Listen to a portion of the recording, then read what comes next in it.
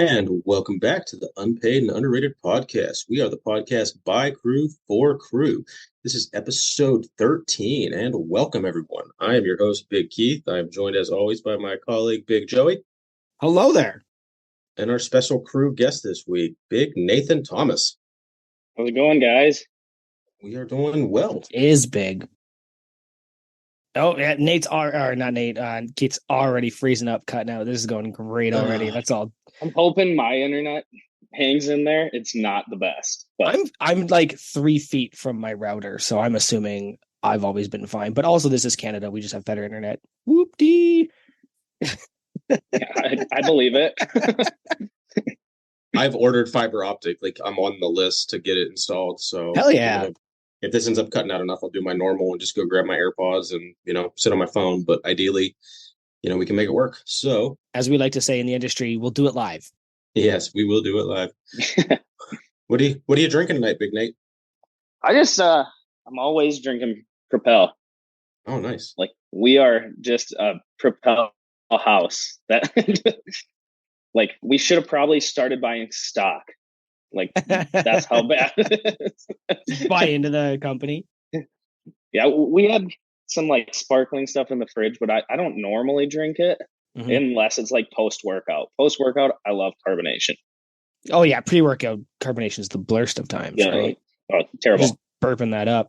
Speaking of burping it up, what are you drinking over there, Keith? I've got I think I have a new one this week. I don't think I've had it, but it's a Schweppes black cherry seltzer water, sparkling seltzer water. It's actually really good. It's like a nice tart but sweet flavor, so I'm enjoying it. I was pleasantly surprised with the first sip. All right. Well, for my drinking segment this week, I'd actually like to welcome a special guest. Just full of surprises. Hey, special guest, are you there? What's going on, boys? What do you say, Mr. Scants? What's up, Scants? Did I hear Alexander Keys? We are talking about what we're drinking today, and I reached out to my friend out here from the east coast of Canada, and he's got a special PSA for us.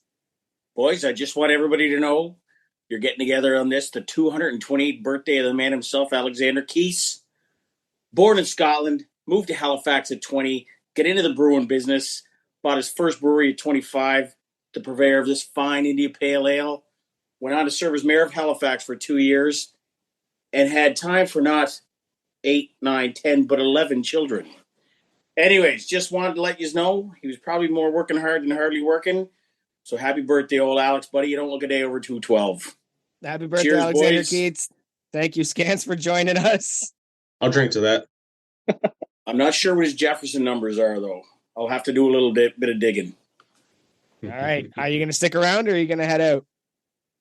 No, I'll hang out for a sec, boys. All right. If you're up for it. Sure. Well, This is the general topics. Not too long. I'm a master, right? Yeah, we'll kick you out when we have to get to the guest, for sure. yeah, that sounds fair. That sounds fair. All right. Nate, what are you wearing, bud? I'm wearing the greetings from the High Plains, which you guys talked about not on Chris's episode, and none of you guys really knew which one it was. Yeah, I don't think I've seen it for a long time. So I knew then that this was the shirt for the pod. That came in clutch. Good job. Plus, it's got the South Dakota Mount Rushmore on there, so you kind of got to keep it local. Are you in South Dakota or North Dakota? South Dakota. That's the spirit. In my experience, the better of the Dakotas. It's the better Dakota, 100%. I think I spent all of 20 minutes in North Dakota and was just like, this is all rail yards and gas stations. I'm out of here. I've got a Norse Fitness shirt on today. I dropped the ball. I'm not wearing any Massonomics, but I had my kilt on. Yeah, that's that. It looks like you're wearing the Raw Power. Little red raw power, boys. Fine summer day out here, so I got the tee on. Well, I had my kilt on all day and needed a black t-shirt, and this was the first one I pulled out. And I see, Keith, you have something dear to my heart. Yeah, I got a black. I just have a blank black shirt. No, I should. That would actually. It's the powerlifter record holder shirt. Big fan of that one so far. It's going over well with everyone. So it was a big week in Massonomics world, boys. I don't know if we can get through all these topics, but I think the biggest one would be the Table Talk pod. Did everyone have a chance to listen to that, or at least catch some snippets of it? I'm an hour and a half in, and I put it on for Morgan while we were driving. So I listened to most of it, and then I rewound it and put it on for her. And I said, like, this would be the ideal introduction. For sure. Right? This would give you so much insight into what the stupid stuff we do is. I did notice that I think Tommy was going to start talking about us and this podcast at some point. You pointed that out, and then I heard it, and I was like, he said, like, we would call them unpaid and underrated. I have a story about that. And then, like, Dave just kept moving the podcast along, which is good podcast hosting. But like, you just got to give the general pop a taste, right? Give them a little taste. Oh, they got it. Draw them in. Well, they had cruises to talk about, you know, they had to talk about these, you know, these boats and the cruises. I was like, Dave just like was a fucking dog with a boat and wouldn't let it go. He's like, no, it says cruises. We're talking about cruises, goddammit. Like, and Tanner going, yeah, that's a dumb question. I'm going to answer whatever I think you meant, which is really funny because that's what I did to, I want to say Big Melissa, when I was like, I think I know what you're asking, so I'm going to answer what I think you're asking. Yeah, that was like, I loved that. Tanner was just like, no, I'm just going to answer this other question. Yeah, I like that. What about you, Nate? Did you get a chance to listen? I think I have like 30 minutes left, I think. But I love table talk, so like it's just nice. It's a good combo. Well, who's got 3 hours? Dave's a hell of an interviewer. He is. Oh no, I used to drive a lot more, or just like have time to listen to stuff more. But like now, my commute to like where I would work is like 4 minutes away. Or like I'm at home, and then like with kids, you don't really ever control. Yeah. Like they're probably not listening to table talk. So the last like 2 weeks, every second I can get, I'm just got podcasts on. I've been covering all of them, but it's really hard to fit in multiple 3-hour episodes, guys. Yeah, no, it is. I'm on vacation, so if I'm doing any driving right now, it's with a car full of humans, right? So luckily, Orange is in school. I went with him on a field trip this week too, which was really fun. I got stung by a bee for the second time in my life on this field trip. How was it? It was not the worst, but I think my favorite part was somebody going, "Are you allergic?" And I went, "I think we're about to find out." Hope not. Fingers crossed. Yeah, and it's a really stupid story because I'm walking and it was an apple orchard, right? Like they took the kindergartners to an apple field, and I'm looking at all these rotting apples covered in hornets, and I said to myself, it's a good thing they packed an EpiPen for that one student because I bet somebody's getting stung. And then I put my arm on the wagon, and it was me. And it took less than that thought to me getting stung was less than 30 seconds. So I put it out into the universe that I was getting stung that day. But yeah, no. Anyway, back to the point. I've not had any time for podcast. I haven't even listened to our episode with our special guest, right? Because as soon as Table Talk dropped, my wife was writing her driver's exam. So I was like, I've got half an hour to kill. So that's when I started listening to that one. I would have just played the podcast for her because you never know. There could have been questions on the test. You just put this in your ear. Go listen. Better be prepared, right? I need you to parallel park and what was discussed first off in the Dave Hoff episode of Table Talk. All right. Anybody watch the video travel vlog yet? I had a chance to watch it. Yeah, it was good. Were you about to say you glazed over it? Yeah, I'm not sure. I'm glazing over in general. So I had to delay my watching because like things that are. My wife will watch a lot of the same shit that I watch, as far as like if it's a Glux video that is more them talking, like, you know, shooting the shit, then just like reviewing something, she'll, you know, because we have like a rapport with them and stuff. And then anything that's like actually Tanner and Tommy, like both there, usually she'll try to consume, but she's not going to watch like a bar review or something like that. So I knew that she would want to watch that travel vlog, so I had to kind of wait to watch that with her. So I kind of, you know, snuck that in right before we had to record. So yeah, it was fun. This is actually Mike Israel's house when it clearly wasn't. I really enjoyed that whole. Or was it? Or yeah, was it? Like, I don't know.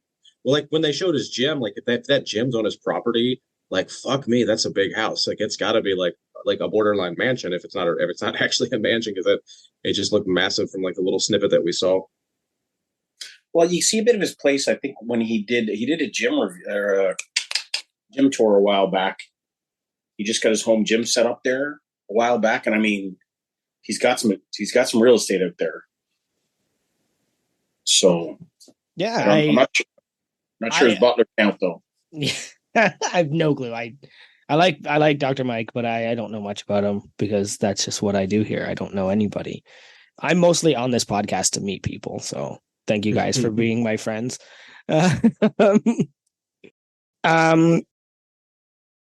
So a lot of anger in the Crewcast Discord lately, like just pure rage. And it was funny because I was doing the show notes and the first thing I wrote was I fucking hate these bots. Like I hate the Discord bots. Sorry, Nate. I appreciate all the work you put into them, but I don't think they contribute anything. I think that's annoying that if I say 2 words in one sentence, I'm suddenly flooded with 50 other words of scrolling. But then that kind of made me realize just like this past week, like we're all just so mad. And I think that, I wanted to introduce this new segment and I'm glad there's 4 of us here for this. We got 2 new segments this week. So I'm going to introduce this new segment that is, this really grinds my knurling. And I want to thank Big Colton for that name. So I went on to the Instagrams, to the old Instagram machine, and I asked the crew specifically to give us some stuff to be mad about. So I can't wait. I want to hear, Nate, I want to hear what you got to say about some of this stuff. Keith, we know you're mad about most stuff all the time. But I'm actually a rageaholic myself. I've made jokes before about my anger issues, but I have legitimate anger issues that I've had to like work on. So I'm going to do my best not to get all amped up. So I'm going to bring a couple of them in. Okay, just because Instagram gave us a few responses, I think I'm just going to bring in a few of the ones that I think we can have the most conversation. Are you guys up for that? Yes, sir. Let's do it. All right. You know what really grinds my knurling? What's that, buddy? Knee pain. 100%. It's like it's debilitating. So I've suffered from I've suffered from some knee pain, for the last 10 years on and off. And when I have to work on a ladder and go up and down a ladder for 6, 7, 8 hours a day, like I can't fucking stand, and then if I have to, combine that with driving 2 hours back to my house, it's like, fuck. Yeah, not fun. I can relate. Knee sleeve. And that's why people are like, why are you wearing knee sleeves on like 135? It's like, I put knee sleeves on as soon as I touch a fucking barbell. Like I'm not going to wait until I hit like my 80% to try to pull a knee sleeve up my like sweaty fat calf. Like that's not happening. But also like I want my knee to be warm from the jump, not fucking at the end of the session. I feel like if you watched me squat, you would see my MCL like quiver because it's my right knee. We'd be like, dude, you should put on the knee sleeve. Yeah, like whenever I do anything over a plate, and like I can just feel that little muscle be like, I'm gonna break, dude. So like I put on knee sleeves immediately within one plate.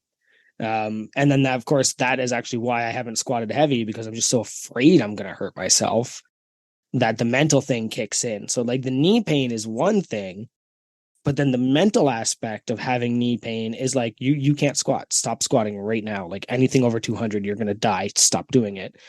So like it's just a compound bullshit where like not only did it hurt, it still kind of hurts, and now my brain is convinced it's going to hurt more. Yeah, the mental side of that is by far like worse than the pain. Yep. Because the pain might go away, but your brain is like, we could be in pain sometime soon though. Yeah. And you're just going to be screwed. At my last meet, I realized I was 340 pounds out from 1,000-pound total, which I've always wanted, 1,000-pound total. I've squatted 340 pounds before, but my mental state wouldn't let me squat at this meet. So if I had just simply squatted, even a token squat, I might have totaled near 990 something. Like I might have got closer, but it was the mental bullshit. Yeah, the mental, like my bench stayed the same for like 3 years until the lift hard, live easy meet.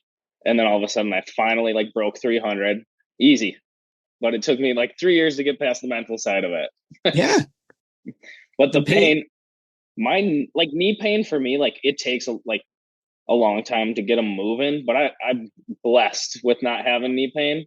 I'm more of a back pain kind of guy though. So what one might be worse, Yeah. But like it does take me like 3 sets of just the bar, like with having bare knees to even get feeling like semi comfortable doing a squat to depth. All right. The next one comes from the sister podcasts, so I'm going to bring it up, even though I don't think any of us are going to be that mad about it. The Orange Glaze has only posted once in the last 12 hours, and that apparently grinds Tanner's knurling. Yeah, I don't have much to say about it. I know the Orange Glaze is putting out some fire media, so yeah, I don't know. I think we should keep them around. I do enjoy the buzz around Beaver Buzz. Right. I thought that was pretty funny. I brought it up briefly in the Discord because Big Melissa Weldecorn said she likes real sugar in her energy drinks. And I don't drink Beaver Buzz because it has real sugar and I prefer sugar-free things. But, I said to her, like, hey, you just maybe give this a try if you're ever up. And then suddenly the Glaze was like, we all need this. And now Spoon's on it and Scants is talking about it. And yeah, right. You give us the chicken bakes, bud, and then we'll give you some of that sweetness. I love Beaver Buzz though, actually. Can you get it there? The last time I looked, the website was like completely sold out. But so I haven't had it for actually a while, but when we were younger, one of my friends, family, had a fishing camp up in Canada. Yep. So then they always had it. So they smuggled it. It was high quality. They're out west, I think, is where they're from. Yeah, they used to have the citrus, which is the one I always drank, and they had the green tea, but it was always the half cans. And I used to love the green tea one, right? Because it was just delicious, sugary syrup. The citrus, then the Saskatoon berry came out, and the Saskatoon berry's freaking good. I think they call it a military berry or something like that. There's a different. Yeah, the Saskatoon berry was the one. Yeah. And then I found out GNC in Canada carries them. So they have a root beer flavor, which is probably the best tasting energy drink I've ever had. It might need to take a trip north and it just tastes like bring some back. Go find some rut beer. And then they had one. I was like, I didn't know. It was like Dr. Pop or something. I was like, what the hell does Mr. Pop or whatever mean? And then the girl behind the counter goes, oh, I think it's the version of Dr. Pepper. And then I was like, you shut the front door. So I bought 6 of those, but the sugar causes a crash in me. So I don't drink them that often. I prefer the Ghost ones. So big ups to the Orange Glaze for starting the next round of Canadian Love for the Beaver Buzz. So ThunderGod.42 does anybody know who that is? I have no clue. Nope. Yeah, I apologize, crew. I don't know who that is. I know it is. I just I can't think of his name, but yeah, I can. Okay. I know who it is. So what's really grinding his knurling is the Prince over under vote results. Yeah. What is it? Why? Are people saying he's overrated? I think Prince was overrated. When I voted overrated, he was almost 2 to 1 overrated up versus underrated. That's unacceptable. Yep, that's unacceptable results. So did you say he's overrated? Yes. Prince is insane, dude. He's under AF. Yep. Yeah. Sam Thunderbuck, he knows what's going on. Yes, Sam, that's what it was. Yeah, it's just not my genre. No, he's every genre. You don't like Michael Jackson either. Yeah, Prince is everything to everybody. Did you ever see when he did My Guitar Gently Weeps? You forget that Prince can crush guitar. You forget because he was busy doing sexy time stuff, but that dude can crush guitar. Well, even beyond that though, man, the stuff that he's written and stuff that he produces, it's he's got that. Yeah. He can come out and sing, but I mean, if you look at the people he's written songs for, who's Sinead O'Connor with Nothing Compares to You. Yeah. Fucking things like the Bangles, for God's sake, man. Yeah. Who would think that when you look at Sheila E. and The Time and all that stuff that come out of his birthed all that. He brought that all into existence, man. It's beyond just being an outstanding singer and guitarist. Like the extra stuff that he did, man. That's just, and again, underrated. Why? Because most people don't friggin' know about it. Yeah. Yeah. If you haven't seen Purple Rain, which I forgot to check your IMDb if you have or not, Keith. I have not seen Purple Rain. Yeah, you just watch the performance by Morris Day. Just Wait, watch you guys that initial. see it in the theaters. Seriously, just me? Yeah, just watch that initial performance by Morris Day of the Bird. Oh man, and like, knowing Prince wrote that. Okay, Big Matt wants to say that people who make a shadow meme page and don't reveal their identities. I think we've covered that. Really grinds his knurling, but like, yeah, we've beaten that. We've beaten that horse into the ground. I don't think many of us want to know who he is. Like I think it'll ruin it. It's not really a problem. That kind of takes the funny out of it. Yeah. I have an idea. I think it's down to 2 people. And then as soon as I realized it was down to those 2 people, I went, yeah, I don't care anymore. I've thought about this way more than I'm supposed to. Like this is supposed to be fun. And the moment it becomes work, it's boring. See, boys, this way you're gonna get like all the hatred and all the stuff coming on. It's the same as this stuff. Everybody's all concerned about it. I'm like, man, just let her rip, buddy. Keep her coming, man. Rip it and rip it. Don't care who you are. You're bringing the joy. You're bringing the noise. Just keep it coming, man. Big Nate wants us to know that Big Nate, our producer, Big Nate, big ups, wants us to know that Squatober programming is really grinding his knurling this week. I'm not doing Squatober. That's madness. Never. Is it bad? Have any of you guys done it? Not personally. I've not. Is it just like squat every day? Is that what it is? It is, but I'm not sure if it's 7 days a week or just like 4 training days a week. Like it's every day, but it's all varied. It's all over the place. Like it's programmed. It's not just a. So yeah. I'm going away for a week here. But I'm doing it right up until the day I leave just to get it done. But it is, like it's varied. Like it's not just straight sets. There's pause sets in there. There's a lot of front squat. There's variations and stuff. But whoo, yeah, buddy, it is. I had done a program before, like when I was younger. That was squat every day program, and like then I could do it. I couldn't do it now. I can't. It's not the weight that gets me; it's the volume. My back would literally not be able to handle it. It is. I mean, the thing about it is though, like the guy, and again. It's funny, if you go check out their IG page, we don't know who the programmer is, but they actually laid out his resume. Like it's not some jughead down at the local Good Life who's did some online course. But it's a pretty awesome program. And then we got December coming up in a couple months, man. That's another one to get.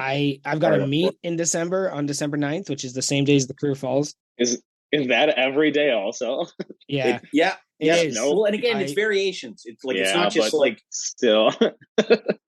I think out of the 2, I'd be able to handle squat. I'd be able to squat every day rather than deadlift every day. 100%.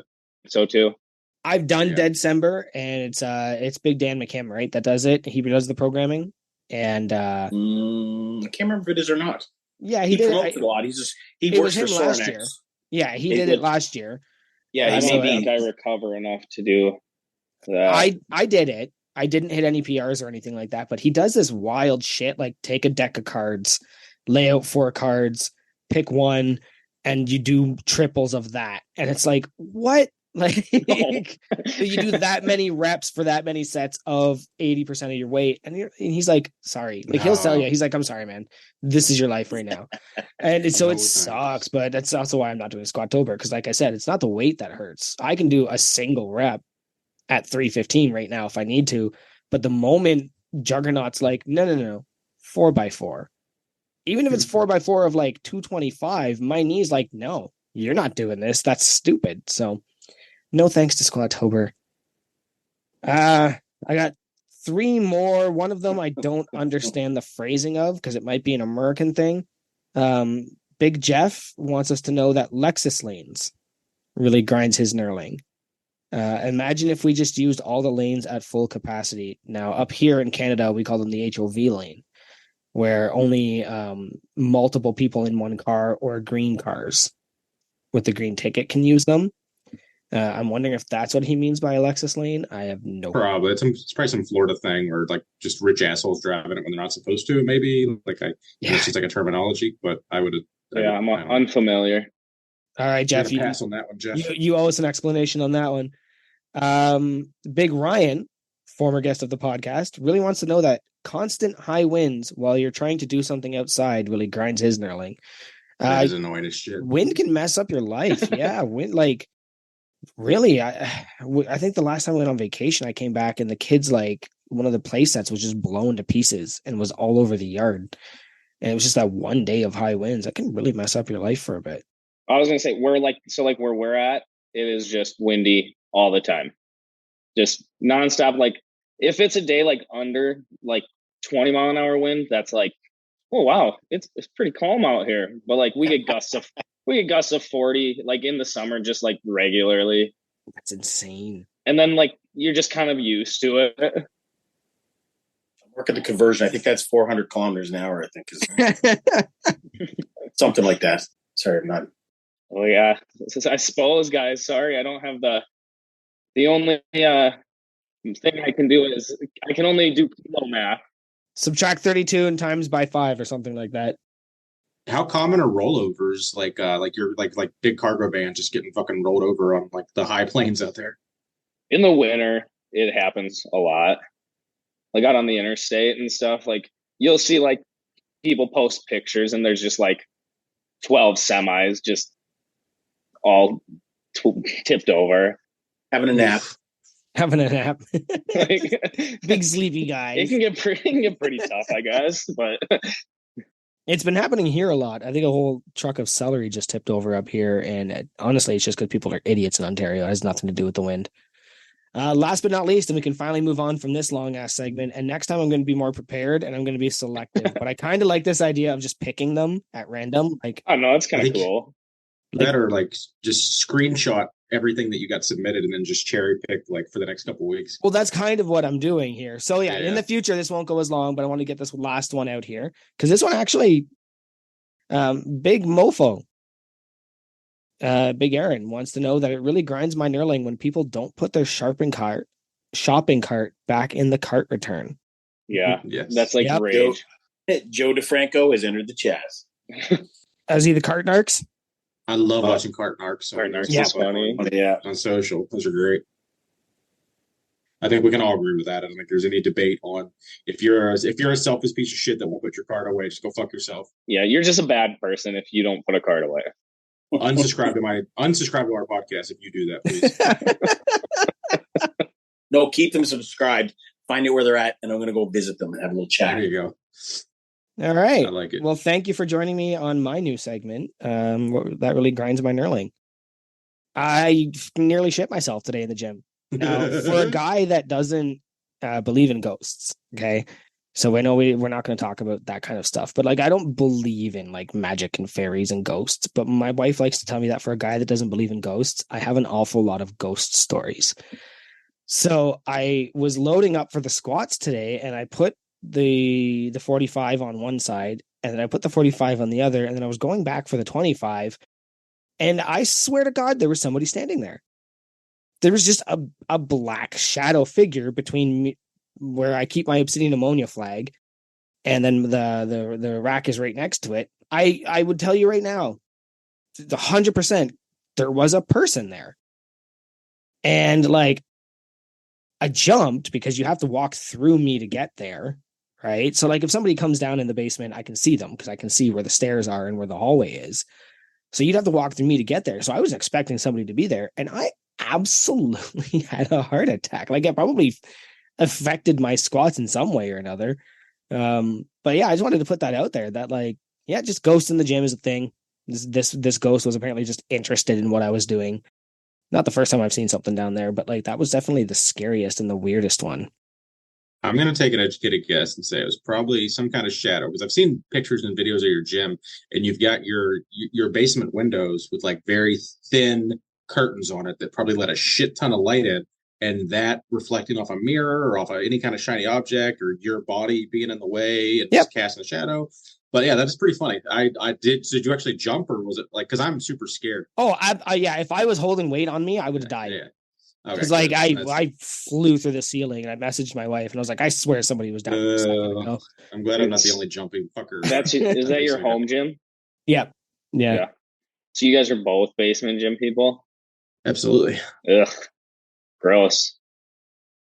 I'm not feeling very well.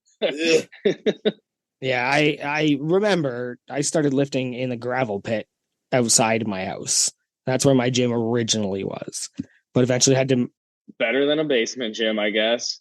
No, because winters up here are harsh, so I had to go wherever I can fit them. So you got to throw that layer of fat on. I'm ready up to a little bit minus 40 there, Tony. I'm working on it. I'm the heaviest I've ever been. Commit to the bulk. All right, boys. I'm going to knock out another news segment this week. It is a week of news. This one I hope will be another reoccurring segment that we see each week. But that's kind of up to the crew and what they submit. So this new segment is called Supporting the Members We've Supported. And this week we're going to support Big Caden, former podcast guest. He when he was on, he was talking about how he was he was going on some ride-alongs and he was applying for the police department in Aberdeen. And good news, boys, next year if you get a DUI or anything, I don't recommend it, but Big Caden might be able to help us out. But so Big Caden officially works for the police department in Aberdeen. Nice. Obviously, in jest about getting a DUI, don't be a fucking moron and do that. But maybe Tanner won't get in as much trouble when he makes those illegal left turns where he kind of breaks the double line. Cade's going to be setting up speed traffic, baby. Just, hey, listen, yeah. I need that calendar, baby. I need that calendar. So, give daddy some sugar. Come on.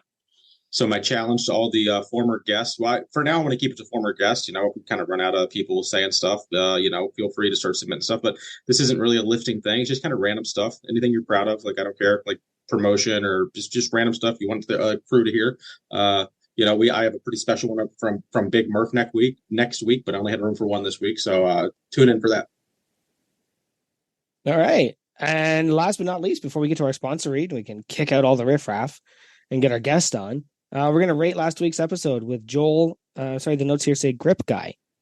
Joel Grip Guy. I didn't know how to say his last name, so it was easier to just write the Grip Guy. So I registered who it was because it was the guy that was hanging out with Brian Shaw in a lot of his videos recently. So I recognize him from that more than anything. I really enjoyed that episode. Anytime they talk about York stuff, I'm always a fan of that. I'll go ahead and give it a York with a J. Yeah. Yorkie. But yeah, I'll go ahead and give that 5 JDs for last week's episode with Big Joel. York with a J. We're all out here wearing our Massonomics yards.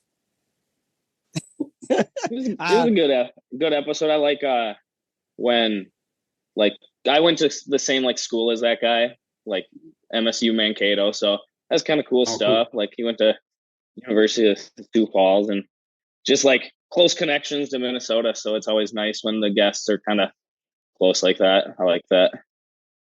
So what's your rating? We'll give her a 5. Oh, nice. That's fair. Brave. Scants. Yeah, I'm gonna have to. It was good. It's kind of fun having somebody that's into kind of a little bit of a specialist sport like that, like grip and all that kind of stuff. It's nice to hear something outside the normal powerlifting thing. So definitely, probably I'm gonna give it the big O Cinco. All right. That's Spanish for 5. It is. We do have a. What's that in kilometers? I'm confused. I'm going to give a Canadian 7.3. That's a good number. That's actually a really good translation of miles to kilometers. That's really funny. What was I about to say? Nice to hear strength people. I love, guy had a lot of stories and stuff like that about stuff he's done. That was really cool. So we're definitely going to go out on a limb and give that one a 5 as well.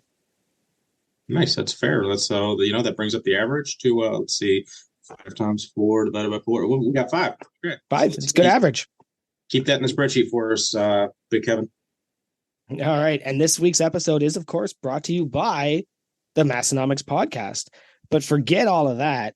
December 9th in Sioux Falls, we're going to have what we're going to call the Lift Hard, Live Easy adjacent meetup. And it's going to be in Crew Falls. I think that it's to be discussed on where it's happening. But all crew is invited to join and go lift for a session December 9th in undisclosed location, Sioux Falls. I actually have a meet that day as well here in Canada. So I'll be attending that instead, but also wasn't going to make the 21-hour drive for a one-day meetup.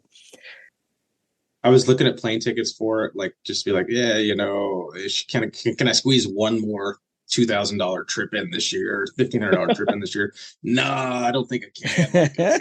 Like if I win the lottery, I'll be out there. But that's we're going on the fourth quarter at work, and I'm like, my boss is basically wants to fuck off. We're trying if as far as submitting anything other than like doctor's appointments, he ain't accepting any like requests for vacation. Yeah. So I believe we got a couple doctors in the arena here, buddy. If you need some chits written up there, it's true. Dr. Jake from State Farm says I can come. I can do whatever I want. It's right here. That's right. All right. Well, I think it's time we got to kick some of these interlopers out and get a you can't fire me, baby, because I quit. Scants, thanks for coming, buddy. We'll catch you on the flip side, Chief.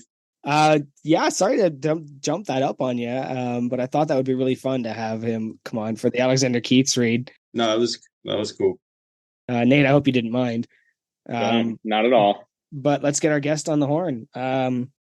Nate, is that you? Here I am. Hey, you're live on the Unpaid and Underrated podcast. It's good to be here. Feels cozy. Glad to have you, my friend. So it's kind of one of our first questions we always ask. What brought you to Massonomics? I want to hear, give me your couple minute spiel of how you found us. Massonomics, I knew about almost like it had to have been right after they actually started their first apparel, because a gym I worked at, a kid like had some Massonomics gear. I don't even remember what it was anymore, but I remember like he like tagged him on like Instagram. So I went and looked him up. So it was like whatever, 2015 or something like that was the first time I actually saw it. And then I used to listen to the podcast way more when I had time. Like at one point I went like all the way back and just started listening. I remember listening to episode 100, like when they were happening, but then all of a sudden time goes away. So now I unfortunately have to pick and choose the ones that I can take a week long to listen to. What about your Discord experience? When did you think you joined Discord and got all involved in that? I think I joined. So I can't remember, and my thing will say a different date, because at one point my card changed. So then I got booted out of the Discord. And then I think it was like a little bit later I got back in. Gotcha. Well, welcome back. I'm glad to have you, buddy. So you were one of the 60 or so of us that were in Aberdeen this year for the Lift Hard Live Easy Classic. Quick recap of how your weekend went. What was your favorite part? Anything you would like to see done differently, or what just tell us what you think about the whole trip. It was just like the coolest, like powerlifting meet. I think that was like my 7th meet, and it just, none of them compare. It was an experience. It wasn't just a meet. Like the meetup the night before, what a cool thing. Like almost like normal meets should do that. Just have a meetup for all the lifters to come the night before. Such a cool thing. Yep. And just like the buzz, like during the actual meet, like everyone was just like having a good time. There was nobody there like just bringing down the mood, which can happen a lot at powerlifting meets. There can always be those people, but it was just great. Yeah, I think we all kind of have that same sentiment. So I always like to just make sure that we did a good job and everyone had fun there. And I don't think anyone's really had anything negative to say about it yet. But it's like I don't want to not bring it up because we're still in that we're still close enough to it that it's like it's still providing some good stories. But at this point, I think we've covered pretty much every aspect of the meet. But every now and then someone just throws well, this was actually my favorite part. I'm like, oh yeah, I completely forgot about that. That was awesome. like when somebody called me Keith. Yeah, that was fucking hysterical. That was like my favorite story of that episode. That was so clutch. And it's so funny because I kind of remember it happening, but I don't think I reacted when he did it. And I was just like, because I didn't know who that was. Like we followed each other on Instagram, but like I don't know faces, right? No. So Yeah. that was pretty it was my first meet I've ever gone 9 for 9. So hell yeah. Nice. It couldn't probably have gone any better. Yeah, you can't go wrong with that. So, well, speaking of mistaken identities, just so we don't have that with you, just want to go ahead and tell everybody who you are, where they can find you on Instagram, or wherever they want to find you. Nathan Thomas, Big Nathan. And then on Instagram, it's at nathanthomas.bff. Nice, and we will get into that BFF in a little bit, but I just wanted to. It's not best friends forever. But it might be. It could be. If you play your cards right. Actually, let's dive into that because like it was really fun. You guys were at the meet, and then I think became sponsors immediately after the meet. Yeah, pretty much. We asked earlier on, like probably in like February, March, but they weren't taking any new sponsors at the time. So then all of a sudden Tanner just reached out and was like, "Hey, like you guys still interested?" And I was like, yeah, let's go." That's awesome. I've always wondered, what does being a sponsor of the Massnomics podcast entail without giving too many trade secrets? I guess, I mean, we get an ad. That's pretty cool. I mean, like I already like had like a pretty decent relationship with like Tanner just because like I've known who they are. So like, yeah, I'm sure for like there's like a little bit different there, but like also like being in the crew, like knowing Massnomics, listening, like I feel like to me, like it's like just a no brainer to sponsor. For one, like the Massnomics thing to me is even bigger because it's like local. It gets like some pride because stuff doesn't happen in South Dakota. So it's like, oh, this is sweet. You could have fooled me because almost everything I know happens in South Dakota right now. Yeah. Yeah, like sure. It's popping off. Either happens here or in South Dakota. I don't really pay attention to anything else. I had a quick follow up. I can't remember. So before you became the sponsor, had someone exited, or did you get like did they just open a new spot? I really can't remember. I don't remember either. I think someone was exiting. Okay. I think we lost Swisslink. Nope, it's not Swisslink. No, Swisslink's there. Swisslink's there every week because they always keep talking about those damn pants. You want to play the guessing game? Yeah, like I'm trying to remember now if I remember. Was it another? Because I mean, they used to have another supplement company. No, at one that's point, that been was a long time while. ago. Yeah, well, I've been listening to like different eras of the podcast at the same time too sometimes, so that always throws me off. Like, yeah, no, they've been gone a while, and that's fine. Everything's fine there, right? So, well, I know Hayden and Seffi's company left, but that was when Juggernaut came in. I think Hybrid left and Juggernaut came in, but that was like that's a year been and a half. gone. That was a couple years ago. So I honestly can't. As soon as someone says it, I'll be like, yeah, that's right. But all I remember is do you know what's in your supplements? That's all I can remember right now. It wasn't a supplement company. So you do remember who it is? You're just fucking with us. Just I know. Yeah, it's Spudding. Well, give us a hint then. Oh yeah, they haven't talked about Spud in a while. Good call. Yeah, I got you. I actually forgot. And like you guys were talking, and then it was like, oh, here we go. Spud's gone. Oh yeah, that's a good call. I haven't heard of Spud Dad in a while. That's fine. Everything's fine. They hate us because they ain't us. Yeah. I mean, we are pretty close to becoming the Chris Duffin podcast at some point. It's getting close. Now we've got you guys from Build Fast Formula. Have we said that out loud yet? No. Oh, okay. No, it didn't come up. Oh, yeah. Okay. So you're from Build Fast Formula. You're at the Lift Hard, Live Easy, and now we're sponsors of the Massnomics podcast. You make the very celebrated. Is it Vaso or Vaso? I call it Vaso. You call it vasoblitz? Yeah. Okay. I've been calling it vasoblitz because of vascular. So that's the only reason I used to, and then when we first got into like talks about the company, they all talked about it as Vaso. So I was like, all right, it's Vaso. Doesn't make any, like you don't have a vascular system, you have a vascular system. So that's fun. Yeah, but this is American English. Oh, okay. So it doesn't make any sense. You just might not understand. Yeah, go with whatever's cheaper to print. I understand American English. Yeah, we just jumble it together. So are you and your wife Abby like sole owners of it, or you guys just bought into it, or how did do you want to just tell us the whole story there, or anything you're comfortable telling I can us? tell you, yeah, I can tell the story. So we own like a retail supplement store in the town we live in that we opened in like 2020, and we carried Build Fast formula because I do my coaching through Kabuki Strength. Like I'm big Chris Duffin guy. Like guy's just literally the best squatter like ever. So I'm gonna follow like pretty much what the guy recommends. But so we carried Build Fast because I like to use it, and then it was the end of like last year in December. The owner was like posting stuff about closing up their warehouse and whatnot. And one day I came home and my wife was like, I messaged him to see if he wants to sell. I was just like, what? What are you talking about? And then next thing you know, like we in February ended up buying it. And so Chris is also an owner. And then we have two other guys who do a lot of stuff with like our graphic design, and another guy's just like marketing guru, knows a ton.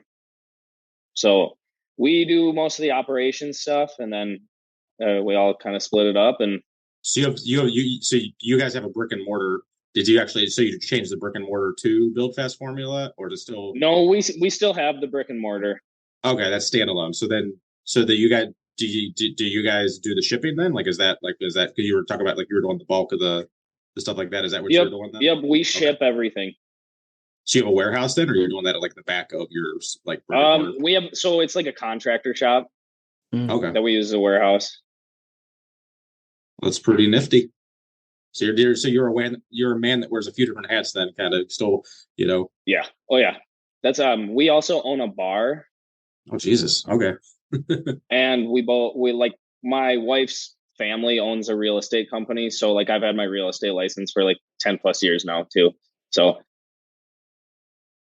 we do too much kind of. Yep. Yeah. Highly employable, I call it. Yeah, absolutely. Multifaceted. Okay, so if you had if someone was looking to like get familiar with Build Fast formula, you know, they're kind of hesitant, what is the one item that you would kind of tell them to buy first to get them hooked?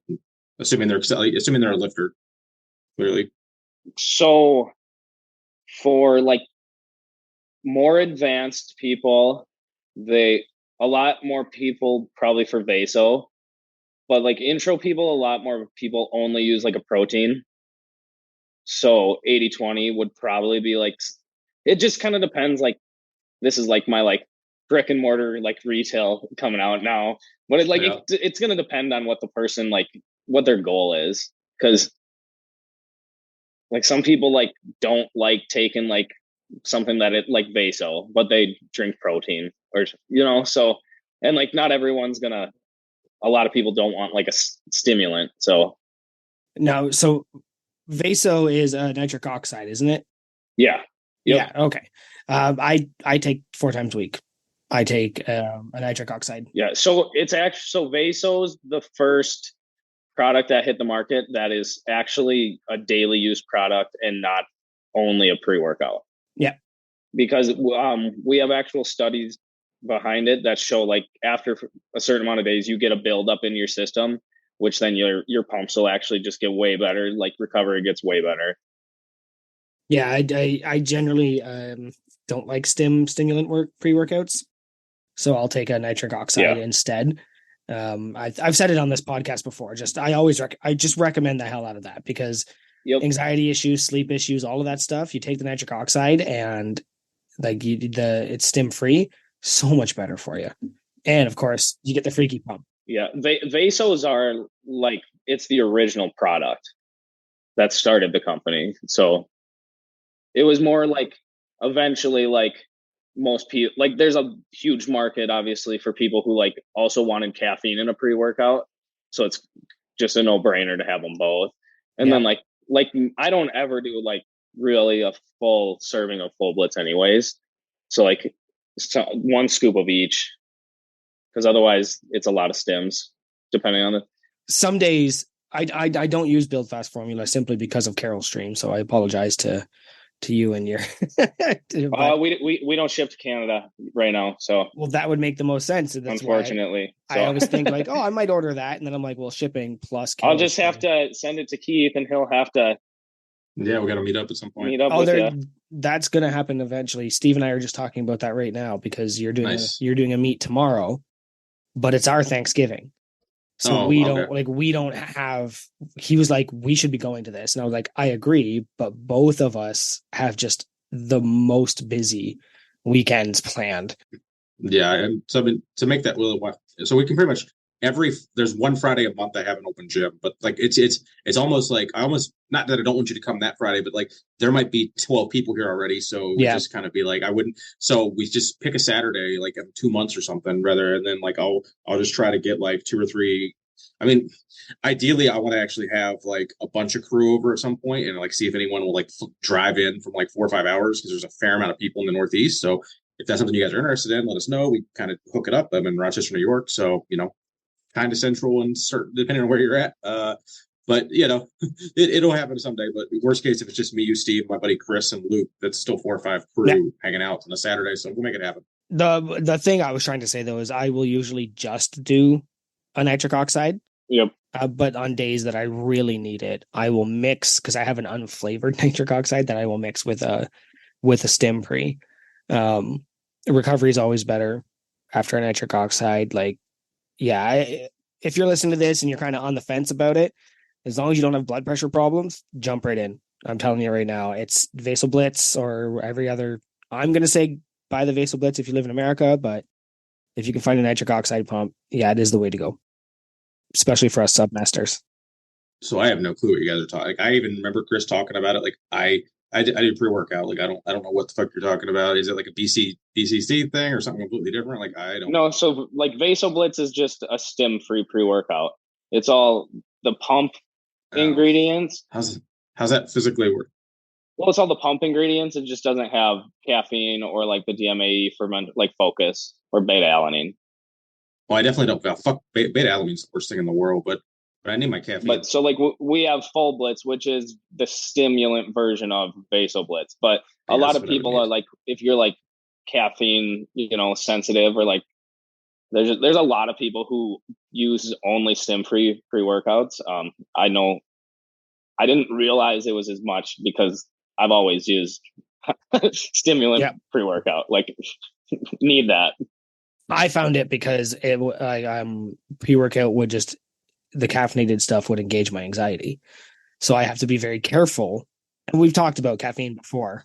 Also could be like yohimbine could do that too in the pre-workout if I had that. I wouldn't, it was years ago that, right? So I use mostly Ghost right now. Like I'm not mostly Ghost. It's just easily accessible. Doesn't cost a ton.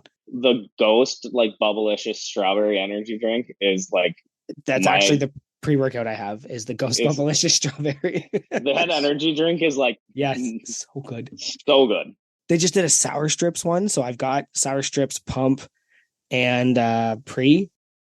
And like when you just combine them, obviously, it's fantastic. But nitric oxide, essentially, Keith, from what I understand, thins your blood a bit and increases your blood flow. So that's why you get that freaky sick pump. Like it's a vasodilator, so it opens up your blood flow, so you get more. Yeah, it's so much blood. Like is the way my one friend, like you just have more blood in your body a little bit. Like just better pumps, better everything. Yeah. Yeah, you look better, feel better. My new kitten just jumped up next to me and scared the piss out of me. So if anyone's looking at me, I fucking looked over and there was a goddamn white cat just stared at me, scared the shit out of me. So Chris is an owner, and Barefoot's also, like I mentioned before, we're like close to becoming the Chris Duffin thing. Like, is he a silent owner? Like, how much does he do? Because I'm also a big Chris Duffin fan. No, Chris, he's like involved. Like, obviously, like we're in South Dakota for the operation, so not that. But like, we have calls weekly where we all talk about everything going on, and he just brings like a completely different role than anyone else could, just because like what else he does and has. But like he's also, I mean, so smart that like he's coming up, like he's the one doing formulation and all that stuff. Like, I mean, I'm not qualified to do that. I'll let the guy who's very smart do it. So no, that makes sense. It would have been cool if he showed up to the Live Hard Live Easy. We tried to pull it off. He had two companies there. It just they had other stuff going on. Yeah, we did. We're trying to work it with the schedule. He's a popular guy. What kind of interactions do you have with Chris, like in person, and like I guess how often? So we've never met in person yet. Okay. Just like we bought the company in February, and I mean, gotcha. Should have went to the Arnold, man. You would have. I met him. Well, I saw him at the Arnold at the Massonomics booth. So what are the dates of the Arnold? Or when is it generally around? It's in March. Yeah. So we bought it like the day we actually ended up buying was February 16th. Yeah, you would have had a month to plan. It wouldn't have worked. Yeah, like it was just like actually physically impossible. Yeah, we would love to be there this next year, but we'll have to see if it works out. But hopefully we can make it happen. Steve's coming over tomorrow. We're gonna do some fun. We're gonna do some bench, stick to programming bench, and then if it's a nice enough day, we're gonna do some stupid stuff. Nice. Because I have a couple days of recovery, right, with Thanksgiving. And so we're going to see what videos we can get. We're going to do some circus dumbbells, some Denny Stone, take everything outside. Like, we're going to have some fun tomorrow, but we're also going to be planning our Arnold trip. Smart. Yeah, get that in the books. Yeah, the last year, it's like we didn't know what we were doing. We brought the kids. He brought his wife. We went down on the Friday, stayed until Sunday, like just absolutely, or stayed until Monday, and he was like, I can't do that again. I was like, I don't want to do that again. So this year it's going to be like wake up at 6 a.m, get to the Arnold by 12 on Saturday, stay in a hotel Saturday night, and go home Sunday. You don't need 3 days of the Arnold. I would argue that Friday was the more fun day at the Arnold because there was less people, but Saturday was the day more stuff happened. Right. And now I don't have to go and meet people again. I've already met everybody. Because like the Friday you got to go and like shake hands with Tanner and Tommy and Chris Duffin and all that, and then got to meet Huck Finn and all these guys that are like you only know as celebrities on the internets. I don't need to do that again. I already know all you guys now. So I see the logic in that, but like I don't know if I want to be there on a Saturday. Like I was there all day Friday. I got there Thursday night, enjoyed all day Friday. You know, it was fucking awesome. I was like, it was like the second person at the Massonomics booth, and was the first person to buy something off Huck Finn and all that. And like I had a blast Friday.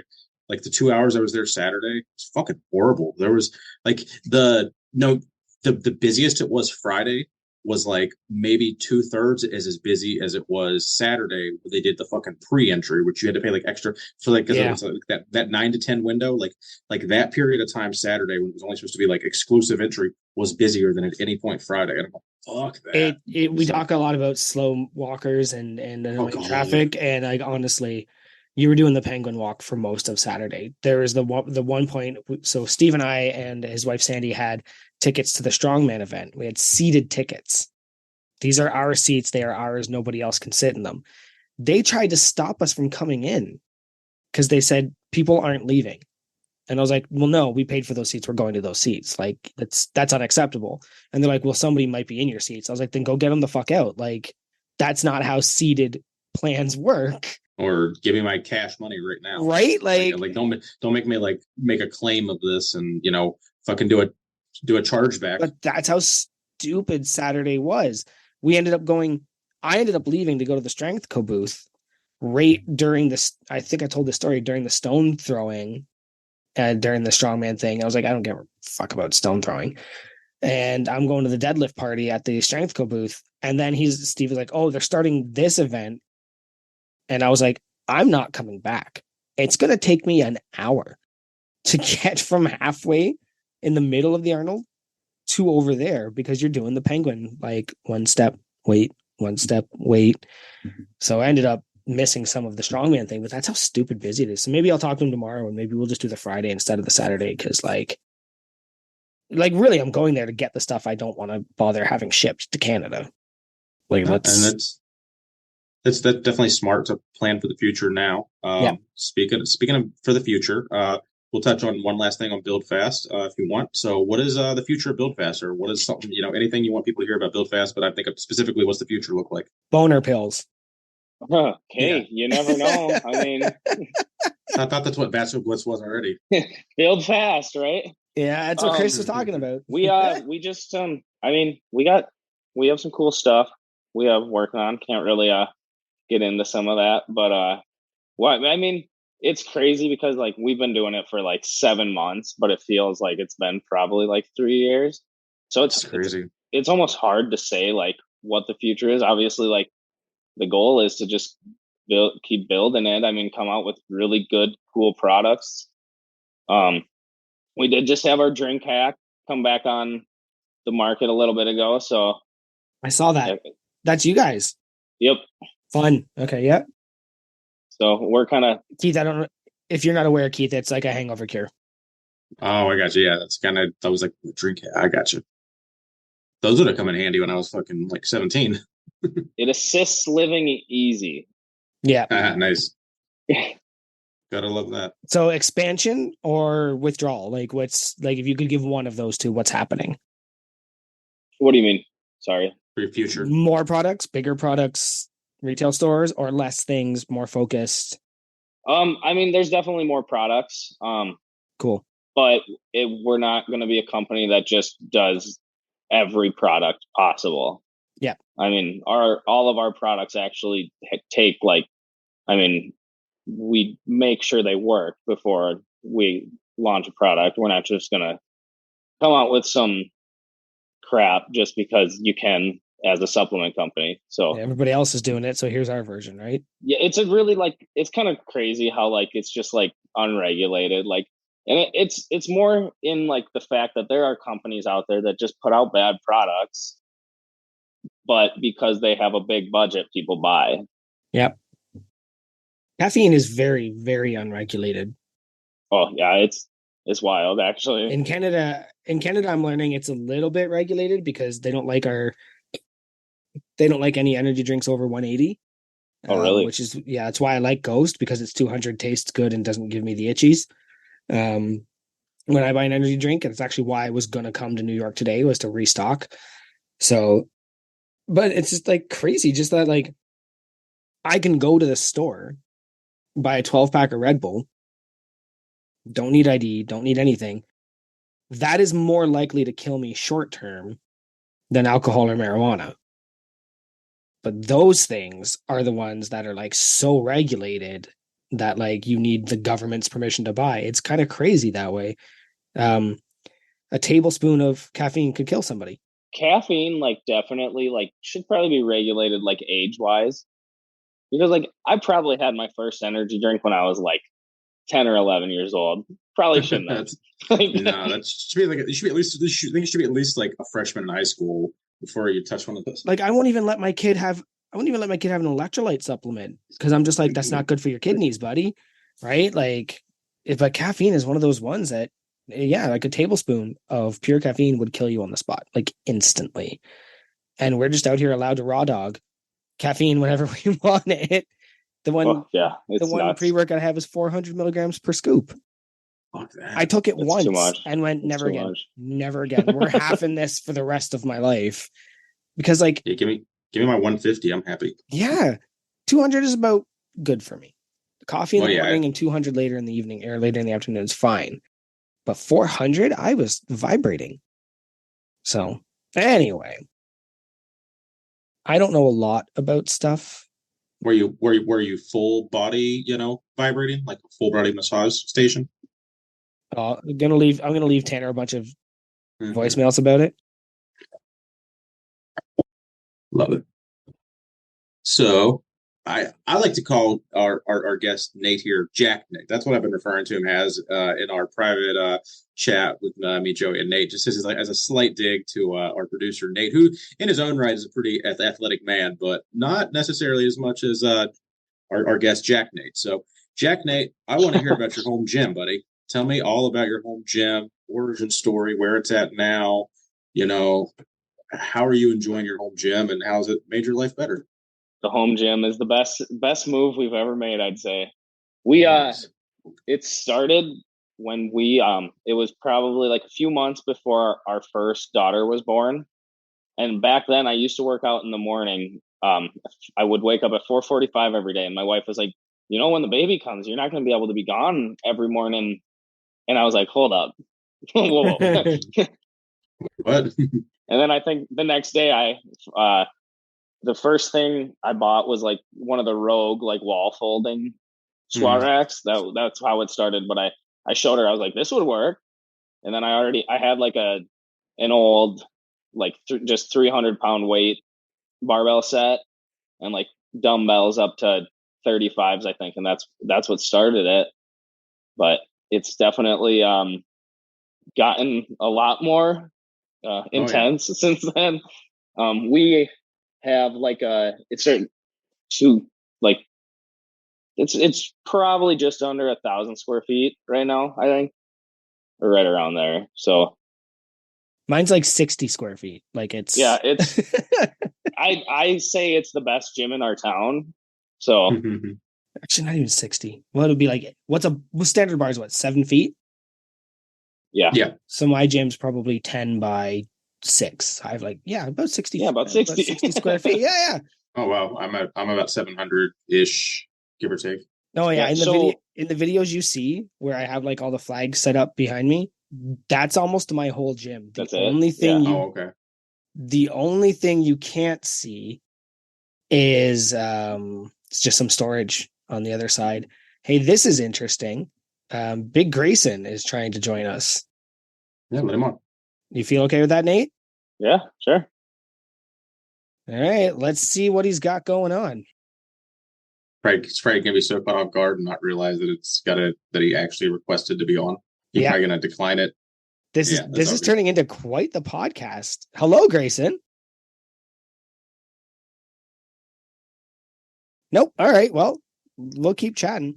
So what is the one thing you would add to your home gym so you can finally get strong? Trend. Then we'd have to come up with even a build fast formula trend. Yeah. Like I've in the last year probably gotten super content with what my home gym is. Like and this is probably that sounds like such a lame answer, but like the one thing I would add is a leg press. Yeah, that would be sweet. Yeah, if you'd asked me a week ago, I would have said like nothing. My gym is great. I have no intention of spending more money. Then I saw Tanner's $100 hack squat and was like, I want a hack squat. The leg press I think is the one thing, but like I don't need it. So it takes up so much space that. Yeah, do you have the square footage without? Yeah, I have the room. Definitely have the room, but I also like open space in the gym. So I don't want to just like plop it down right in the middle and then take it all away. And have to walk around stuff. But I have a belt squat. So like I already can like do some leg stuff without loading my back up. But like I have a leg extension, leg curl machine. I can kind of hit legs as much as I want. I would love a belt squat or a hack squat. And I think if I had the two options, I would find the room, if I'm being honest. Yeah, I love the belt squat. Yeah. Yeah, I think there's a rack attachment you can get. Yep, there's a bunch of different ones. You can get like a $80 one off Amazon, but it's just a matter of like how functional it'll be. Which belt squat do you have, Nate? I have the Rogue Rhino. Oh, nice. Okay, yeah, I've seen a lot of good things about that. A couple of times I've tried. Oh, the cheap one. Yeah. It's the cheap light one. When I was listening to that segment they were doing about like what weighs more, and when he said like a dirt bike or the Rogue Rhino, I was like, Rogue Rhino. That thing's ridiculous. Like I've moved it. It's terrible. Now you had mentioned that you think you have the best gym in town. So you're in South Dakota. Are you in Sioux Falls or are you somewhere else? I'm claiming my ignorance. Watertown, South Dakota. I knew that. It's like in between Sioux Falls and Aberdeen, essentially. Okay, so you're like less than 2 hours from either, basically. Yeah, it's like an hour and a half to Aberdeen and an hour and 15 to Sioux Falls. So that it sounds like your commitment to show up on December 9th to the Crew Falls meetup. I think that's my birthday as well, so it probably would be a pretty good time to go down and do that meetup. So I'm gonna do what I can to get there. You'll get a lot of shots bought for you that night. Hopefully you have a DD. Might be living easy. But yeah, I would definitely say that you're probably one of the few gyms in that town that has that combo rack. I saw you have the Texas Drink combo rack. How are you liking that? I love it. I'm very jealous. It's like the one thing I'd like to add. So I would say like I work out alone probably like 90% of the time. But when you're working out with other people, there is nothing better than the like levers on a combo rack. It is just because, and I'm pretty short, like, and everyone who works out with me is like 4 to 5 inches taller. So like when we used to do it on just like the power rack, it doesn't work well. That's a bad deal. Now, do you have a power rack still too? Yep. Okay, so when you're doing like a max heavy squat with no spotter, I'm hoping you're doing it in your power rack, not the combo rack, just because you're going to tip your combo rack over if you miss. Yeah. Unless she's bolted down, which should be golden probably, but no, it's not bolted down. Those spotters are definitely not supposed to be squat actual spotters. People always get confused, and that's why you get all the funny videos of dipshits flipping over the combo rack because they drop 500 pounds on a fucking bench spotter. Yeah, no, I try to always. Well, I won't say I always do. There's a lot of the time I use the combo rack, but like if I'm going for like a heavy single or double, I'm more if I don't have a spotter, I'll be in the power rack for sure. Well, I love hearing about home gyms. So I guess one more thing on the home gym real quick, because it ties in with Duffin. So I'm assuming you have a bunch of kabuki bars. So in this fictional world, you can only own one kabuki bar. What is it? I'm gonna go Transformer bar. Oh, you like the Transformer? I love it. Even the Rock uses the Transformer bar. Who do you think you are? Are you better than the Rock, Keith? I need to try a newer one. It was the Duffalo bar. It's always been the Duffalo bar. Agreed. But this last prep, I primarily squatted the Transformer bar on the SSB setting, probably up until 5 weeks out. Then I did like 2 weeks of Duffalo bar, and then I think I did 2 weeks of just actual squat bar squats. But my squat has never felt stronger. My deadlift blew up. I think like the SSB setting just like made my back have to get jacked. Your upper back, any kind of SSB is going to improve your upper back typically, in my experience, because just the way the bar is, you literally have to like keep your torso and your tits have to be facing the ceiling, or you're going to get fucking collapsed. The only one I've used is the deadlift bar. That's the only kabuki bar I've ever used. Love that too. Yeah, I don't have one though, but they use it at my meets. Well, you better send Chris an email. But I feel like I could have pulled more at the lift hard, live easy on a kabuki bar. It's got some whip for sure. It does have that's half the reason I own all the bars I have, because Big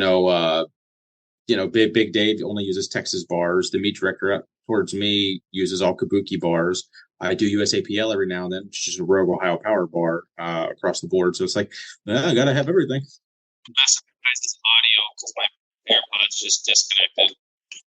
I just even the AirPods I never use because working out at home, I'm not gonna pop my headphones in. Yep. So I never use headphones anymore. So all day I was like, oh man, I need to find some headphones.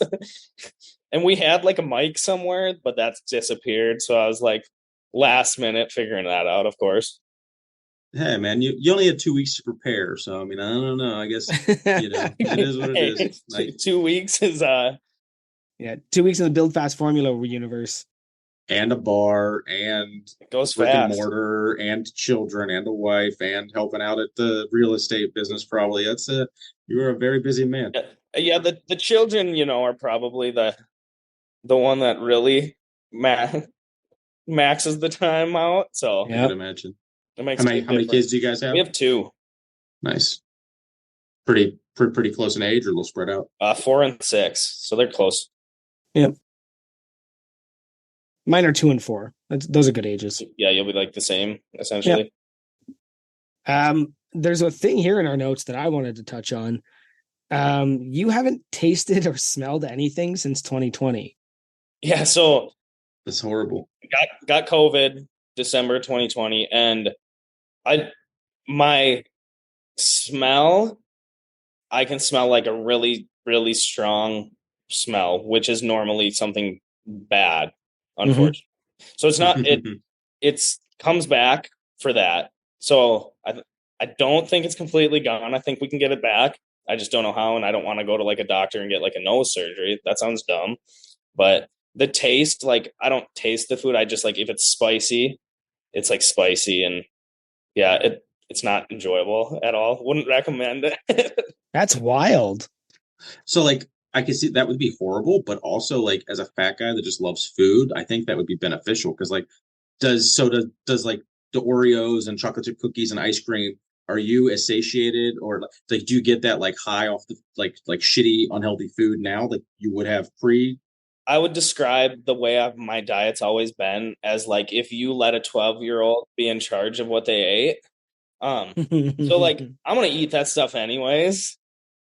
But there's like certain things like peanut butter. I just like it's really gross to me now. Like all I get is like a gross burnt taste. Like I'm picturing. I used to like eat peanut butter on bagels like daily. So like now I just like we'll just put like normal butter on it instead. So there's definitely like certain things that like that's why like another reason why like carbonated drinks, like I just won't drink them as much just because like it's essentially just soda water. Yeah, it's just tickling. That makes sense. So it's just not great. Like it's not good. When I got COVID in August of last year, like it was like a week-long thing where my wife and son had it and I didn't get it until 5 days later. I finally got it. So it was like a 2-week thing, where it was just like, this is the worst. Because it was the time where like if you had it, you had to go home. You couldn't be out in the world, right? And then I was like ready for it to be done. I was so ready. I was like, I want to go back to work. I don't want to deal with sickness anymore. And then I lost my taste and scent. And it was like, I joke that it was like somebody was leaving the party and kicked the trash can over to make me clean up just that one last piece of shit. And I only lost it for about a week. So I kind of like have experience with what you're going through.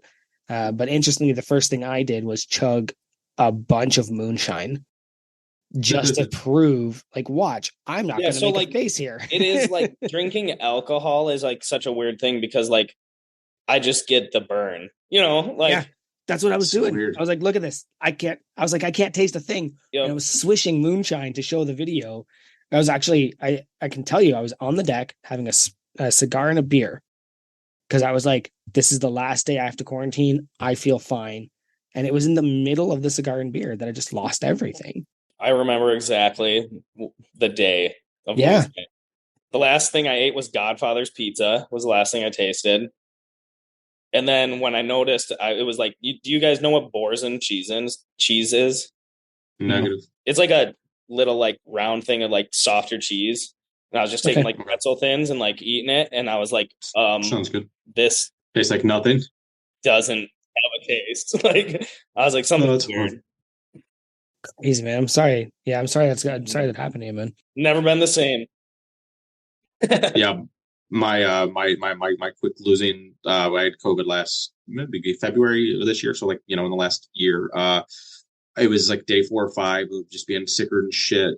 First time in my adult life I ever had a fever. So I'm just like fucking just miserable, super congested. My wife was bringing me an essential oil, fucking peppermint essential oil to help like clear up my nasals. And so she dabbed it on a paper towel and brought it to me. And I'm like sniffing it. And I'm like so like out of it that I'm like, you didn't fucking put any on this. Why did you bring me an empty paper towel? And I'm like I looking back on it now, like I was an asshole, like borderline, like why the fuck would you do that? And then like she comes in and smells like, what are you talking about? It's like completely covered. And then I my nose started to burn a little bit, but I still couldn't smell anything. It's like, oh fuck, I just lost my sense. So it was a solid 2 or 3 weeks, and then it slowly came back. It's like ammonia, like I feel like almost hits different. I couldn't imagine. It doesn't have a scent. It's just like the rage. Surprise. It's just the rage.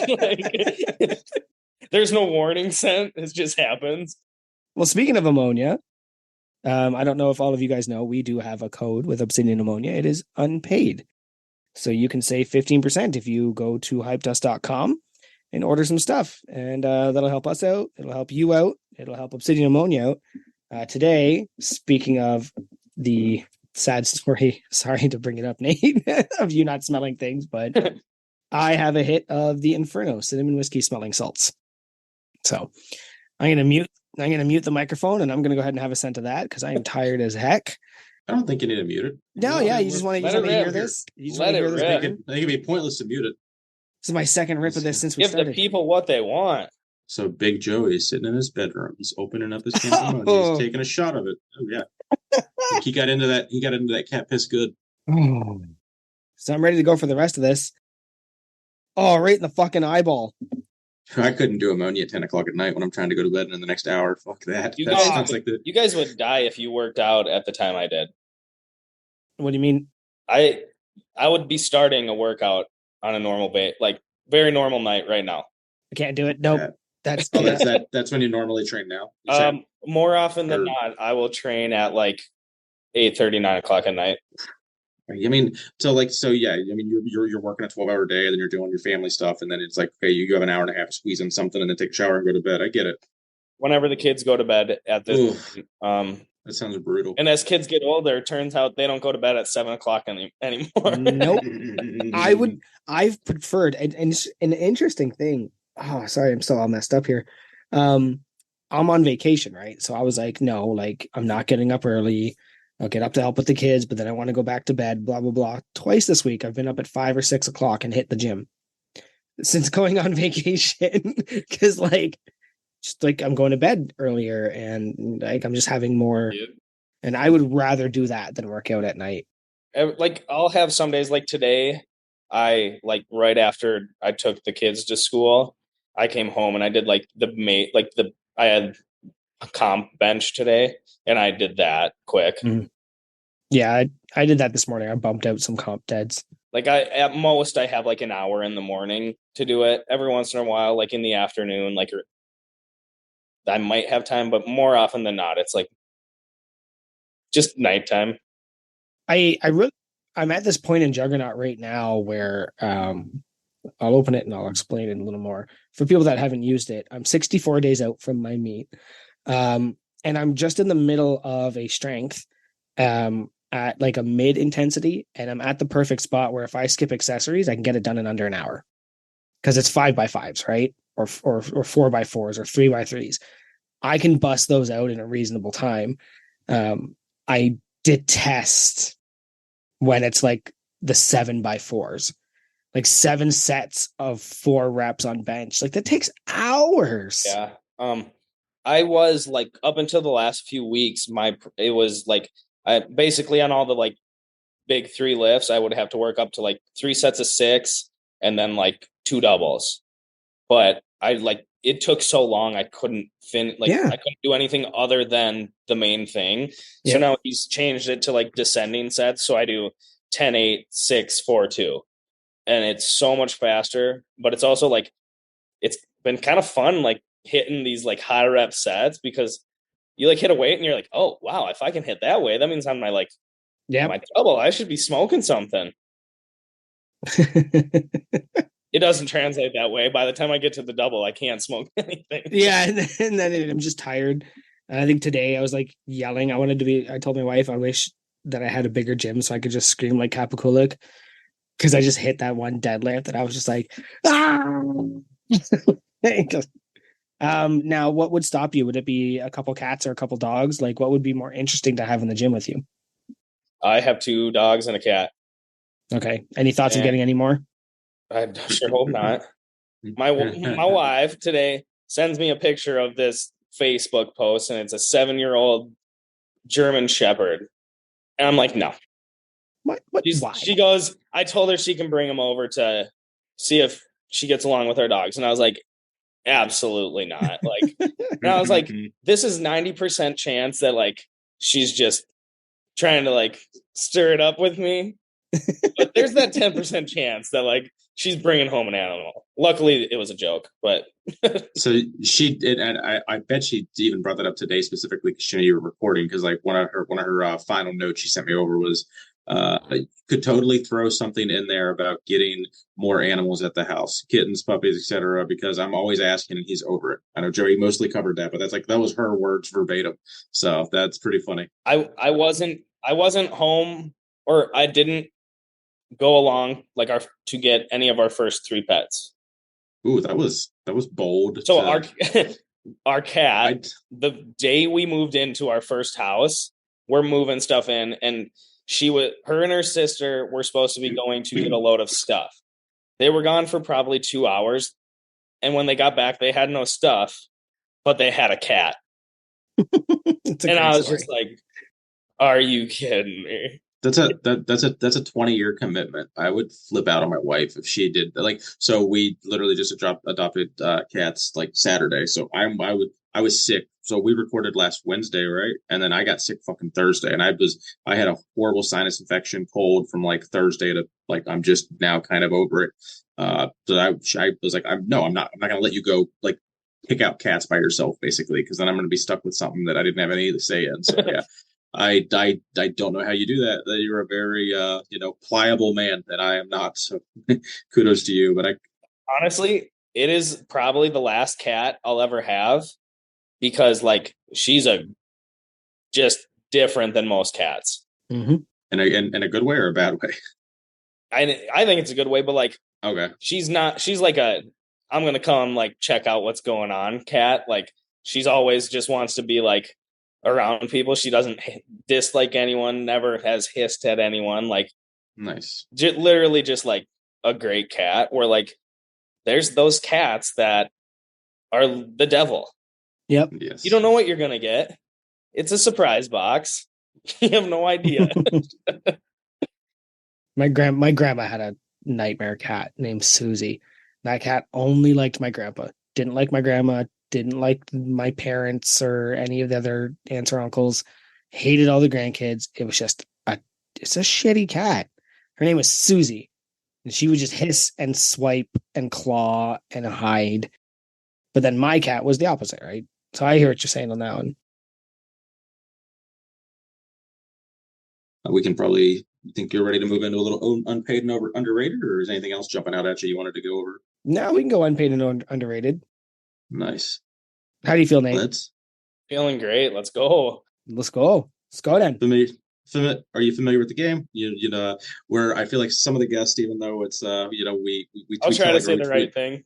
Yeah, we try to telegraph it. So unpaid is overrated, and then underrated is obviously underrated. So unpaid or underrated. Let's see. I will kick it off this week. Let's go. Big Nate, I'm going to ask unpaid or underrated Taylor Swift. Ooh, that's tough, actually.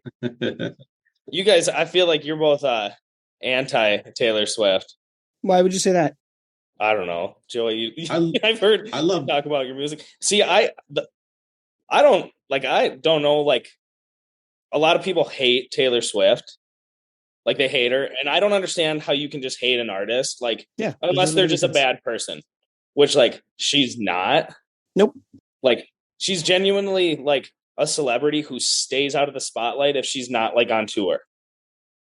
Which, like, except for lately with like the NFL stuff, but I would say, yeah, because she is extremely highly rated by probably 80%. She's highly rated, but like, or at least 65% of America, 80% of the world. I don't know what she's like as a real person, but she actually seems like a good person. So I personally haven't been a fan since she left country music a decade ago, but that's just me. I'm not going to listen to pop music. So I actually love Taylor Swift, but like not in a like I'm going to buy her albums and support the music, but just all the other stuff you're saying. Like, yeah, I'm a T Swift fan because she's great. She's just great, like in general. And seeing the NFL stuff is really fun because you got like, it's triggering. God, somebody's going to hate me for this. It's triggering the right dudes. They're getting, when you're like, oh, congratulations for this guy for stepping up to T Swift's level, right? Like, she's going to make him famous. And guys are losing their mind. And they're like, what do you mean she's going to make him famous? He's the greatest NFL player, blah, blah, blah. And I'm like, in America, she's a global celebrity. Yeah. The world knows who she is, and nobody outside of North America knows who he is. My wife tried to actually get me on one of those videos, but she like missed half the recording. But I was just like, I mean, I was just like, I mean, he's like one of the best to ever do his position. I said, but like, granted, she is literally probably like the most famous person in the world. Yeah. So like, and you're still going to go underrated. That's a bold choice. So, okay. Hey, it might not be the right answer, but it's my answer. Hey. It's the answer. As I forgot to mention in the beginning, you do have your druthers. So, it is what it is. So, unpaid or underrated fruits and vegetables. Unpaid. Why is that? Don't eat them. What do I need them for? Don't they help with digestion every now and then? Maybe, I don't know. You can't taste them anyway. He doesn't care. I literally like don't really do vegetables. I'll do like fruit every once in a while, but it's just not something I've ever done. So there's no greens supplements coming from BFF anytime soon. It'd be cool. maybe we should put that on the notes. Write her down. Some days I don't eat enough fruits and vegetables, and cabbage in particular I've hated my entire life. But my wife just found a way to grill cabbage. She literally throws it on a fire, singes it, douses it and then hands it to me, and I was like, shit, this is delicious. See, I thought the losing the taste would help me just be like, I was like, oh, I'll try like some vegetables and stuff, like, and the texture, I just can't. With no taste, the texture, I'm like, nope. I can see that. That ain't it. Yeah. So I bought some greens supplements because personally, I'm with you. I'll eat steak and potatoes. I'll eat chicken wings. There's not probably that many people, like who actually get enough vegetables. Oh yeah. Eaten. Yeah. Like, I think my wife eats like one serving of vegetables a month. Like literally, it's just that's probably that bad. Greens, powder, and fiber. There you go.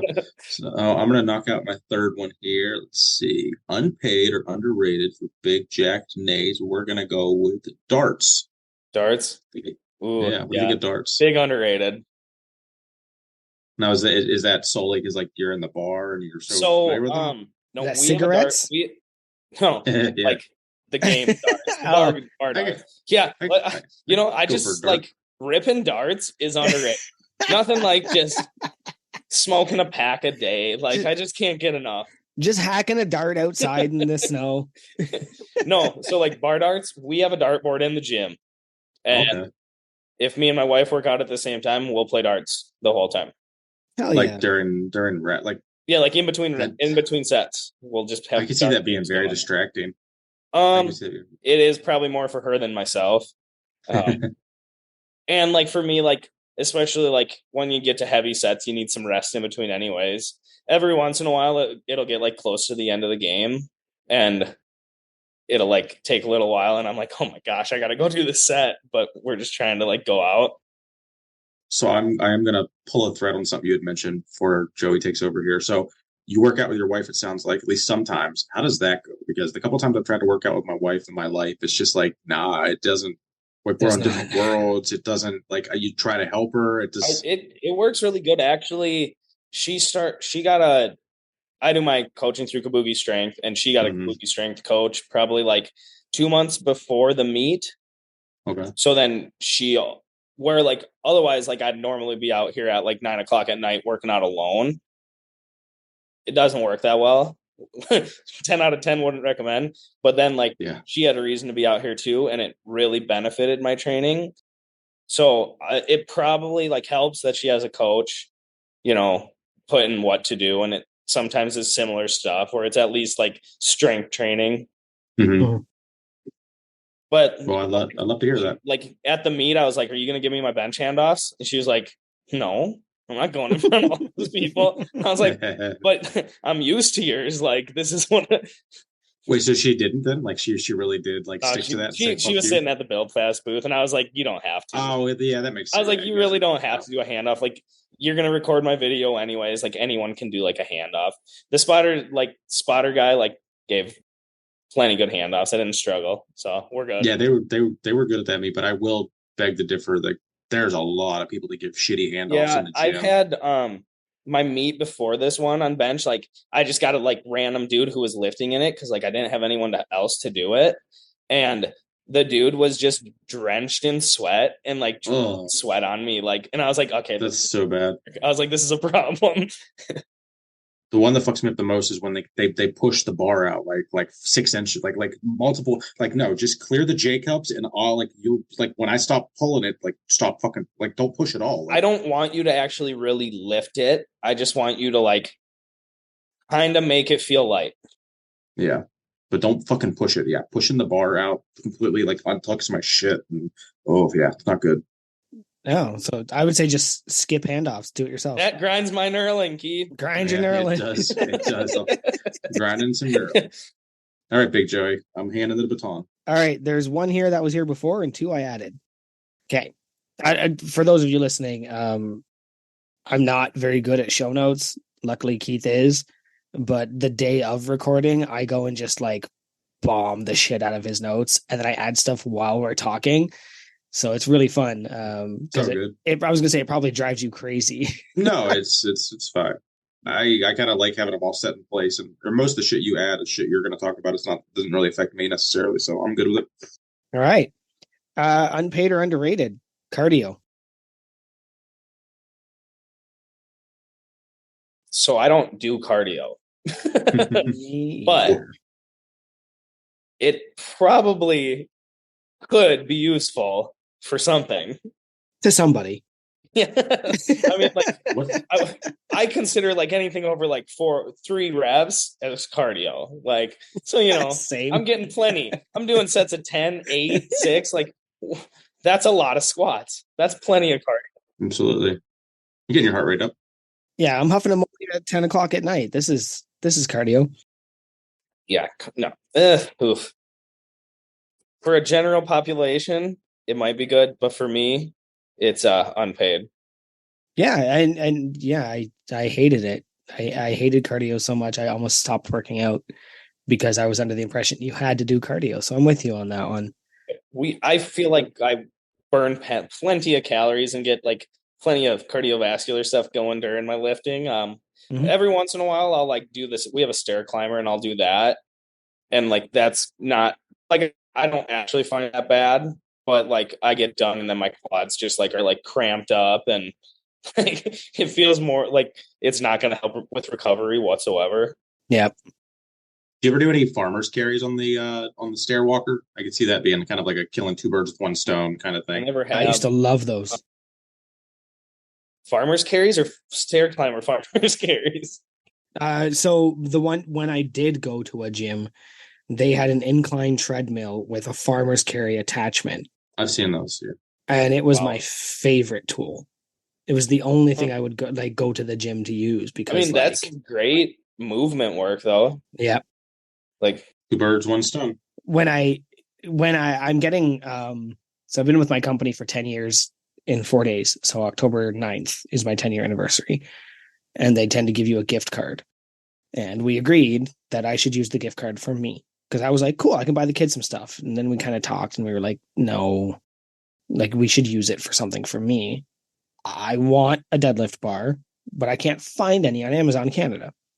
So I'm probably going to buy some farmer's carries. Do you not have the good Facebook marketplace in Canada? I refuse to be on Facebook. Oh, okay. See, I'm on it, but basically because we have businesses like local stores and otherwise I just look at marketplace. Yeah, I'll look. I can do some research for you a little bit because I mean, if you're actually like hard set on a deadlift bar, I'll ask some groups and stuff that are like I have some Canadian friends that are into the home gym scene and see what's readily available. Well, I wanted to use my work gift card for it. Okay, so it's going to be so it is going to be Amazon. Yeah. I gotcha. You could maybe trade it though. I could trade it, yeah. The bartering we used to use trading and stuff like that. The barter, yeah. But I hate Facebook and yeah, I've gotten quite a bit of equipment off Facebook. So absolutely. We can add it to next week's Grinds My Knurling, but the reasons I don't have Facebook is extensive. Gotcha. It's bad for your devices, it's bad for your brain, and it's bad for your relationships. Like if I find one on Facebook, I'll get it and then you can just grab it next July. That makes sense to me. Yeah. Yeah. We'll just wait for that. Well, in March when we see you at the Arnold. Oh yeah, drive it there. Yeah, perfect. Well, I mean, just spend 10 grand last minute and do a Bill Fast Formula booth there. Unpaid or underrated surprise cats.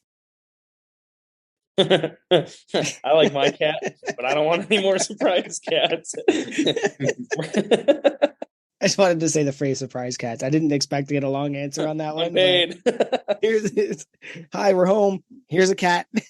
That was like the first animal we had. Didn't have any of the dogs yet. Didn't have any kids. So it was like way more acceptable. Surprise animals at this point are not acceptable. We forgot to do the thing we went to do, but here's a cat. I was like, what? Hold up. That's actually a great to me.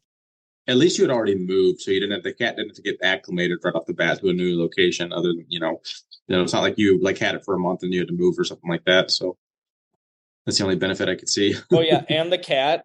They said it was a kitten. It ended up being pregnant. Great. Oh, so that's so you had to but that's extra surprise cats. Oh yeah, we had surprise cats. You had a surprise cat and then extra surprise cat. It was a surprise party, really. Well, that's good. You were at least able to talk the wife into not keeping any of the kittens. That's impressive. Did you drown them in the river? Well, say that. Cats say that. Didn't quite make it, so there was some talking into it. But she was like sick. She was like she was a kitten. There was no way. Yeah. They also we went to a vet, and I think the vet was like, we need to get these cats out now. And I think the vet maybe messed up, but I don't feel like it was as urgent as that vet might have made it sound. But all right. Well, we have this game we like to play. Going dark with this cat talk. I can't fucking hear any more of that. I was laughing about the phrase surprise cats, and we're like, well, nope. It should have ended it there, I guess. It's a moving thing on, or I'm going to unplug my headphones. It's a thing my wife likes to say sometimes is once you get to a certain age, all of your stories end with, well, they're dead now. And because she says it's particularly about our older generation, right? Like with my dad and my mom and stuff like that. And it's like, yeah, we went out partying all the time. I always go to his house anyway. So he's dead now. And I think that's just, to me, it's funny. And she's like, it's so dark. So that's kind of like where we were heading there. It's like, well, anyway. My wife always says I take things just a step too far. So nope, I'm in. I think it's hilarious. Well, we bothered Keith a bit, but what doesn't? What doesn't? Okay. You're going to be moving on to the next one. On the segment next week. You don't really grinds my knurling. Absolutely. I'm just for sure submit that. All right. Last one. For all the marbles. Unpaid or underrated barefoot shoes? Underrated. Hell yeah. 100%. I wore it's just one of Chris's companies. I liked Chris before I had ever any connection to him. And I've always worked out barefoot. The majority of my workouts, I actually don't do with the barefoot shoes on. Yeah. But if I'm doing top sets of squats and deadlifts and stuff like that, I'll put them on just because I want to have the feel for around meet time.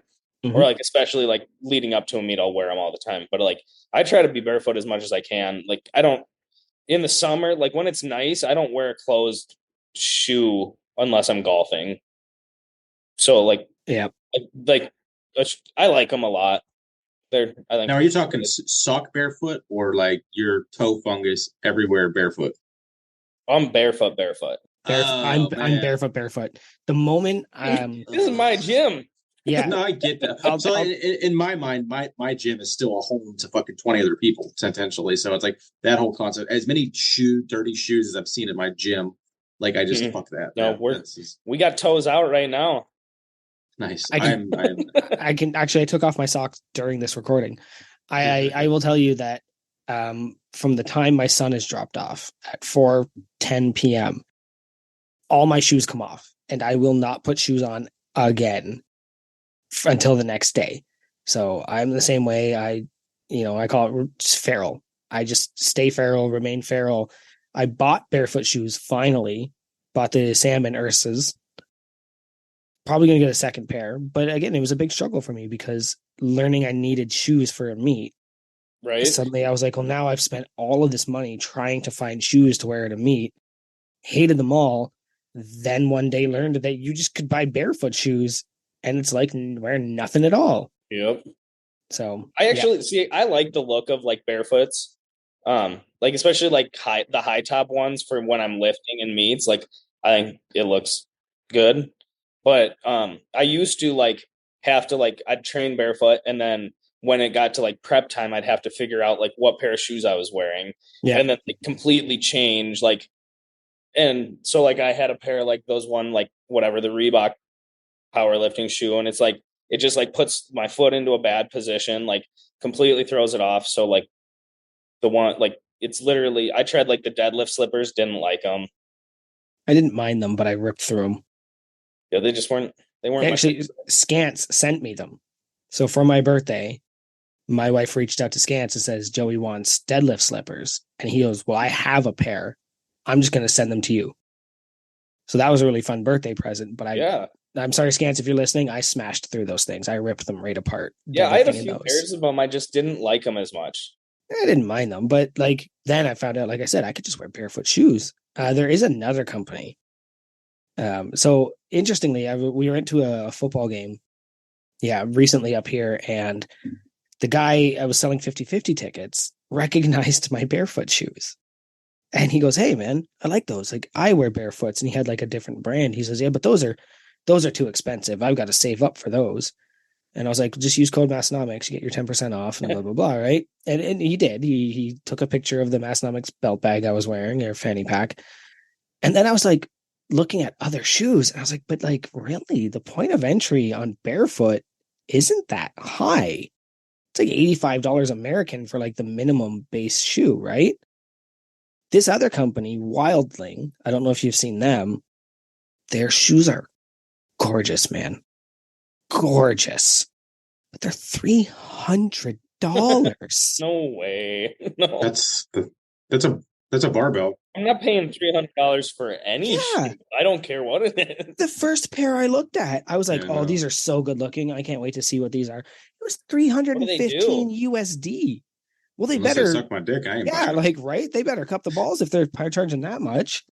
That's but crazy. It's just funny that like this guy was like, "Oh, those are too expensive." But like, meanwhile, you've got $300 pairs out there that do the same thing. You need something to cover your foot, so if you step on glass, it doesn't suck. and barefoot does that. So unpaid on that one, I guess. Or no, underrated. Hell yeah. Don't forget to pick up the ergonomics. Oh yeah, those are pre-ordered. I didn't. I might regret that. But. So I knew about that shoe way before. Mm-hmm. So I had to keep it under wraps though. But I knew. So I've been planning on it for a while. I don't have an interest in high tops at all. See, when I deadlift, I don't like looking down at the low tops. That probably sounds ridiculous. Mm-hmm. It does. I can see that. But I have a pair of white low tops, and I've tried deadlifting in them, and I hate it. That's fair. That I can get it, but I don't. And then I have the crimson high tops. And you got the crimson? Yep. And I love those. Those are the ones that I compete in. Except for now, they're covered in baby powder because my one dog one day it was in the gym and I had my bag from the meet and she found the baby powder thing and started chewing into it. So the whole bag just got covered in it. Do you wear socks with your barefoot shoes? Nope. So I sent them an Instagram message and was like, should I be wearing socks with these or no? And they just left me on red for months. I do, but why? I don't really like socks that much. I don't mind socks. I have so many cool socks. In the winter, I probably will wear socks, just because cold. But more I don't like when I normally wear them working out.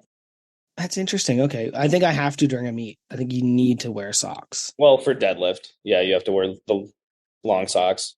I don't have to, but I think you have to wear socks of some sort because I am in the WRPF. So I'll find out more. No, any powerlifting federation, you'll have to wear knee-high socks or just under the knee. Yep, deadlifting, you always have to have knee-high socks. And I don't know of any. I've competed in like 5 or 6 different federations and know if it's so you don't bleed on the bar. Like when I make my shins bleed when I just normally train for some stupid reason.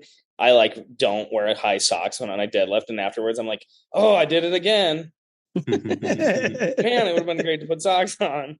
Yeah, I gotta remember that next time. Like, anyway, see you guys. Just an ugly shin. Just an ugly shin. So I got one thing I want to circle back to Kabuki, since you kind of have a relationship ish, to some extent, or at least you're a big fan. So everyone noticed recently they got rid of shipping. One thing I didn't go back and look. Did they actually up everything like 20% to offset that and just say it's free shipping, but it's just built in? Or I don't think so. I guess I didn't look. They just figured out free shipping.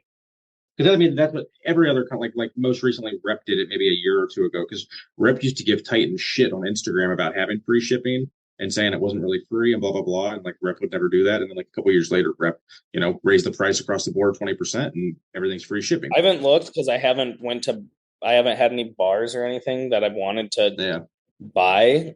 So I guess have to look into that. I don't know. Yeah, I hope not, because probably want to buy something. I think like their location is why their shipping was always so hard. Yeah.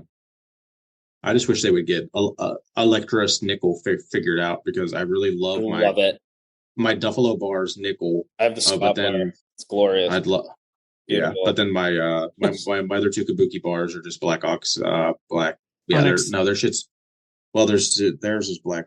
Theirs is black oxide, and it pisses me off too, because like the power bar is like super dull, and the deadlift bar is like super shiny, even though they're both black oxide. But they're just like a difference. They're a different coating because the power bar needed to be more durable. Did you get them at the same time?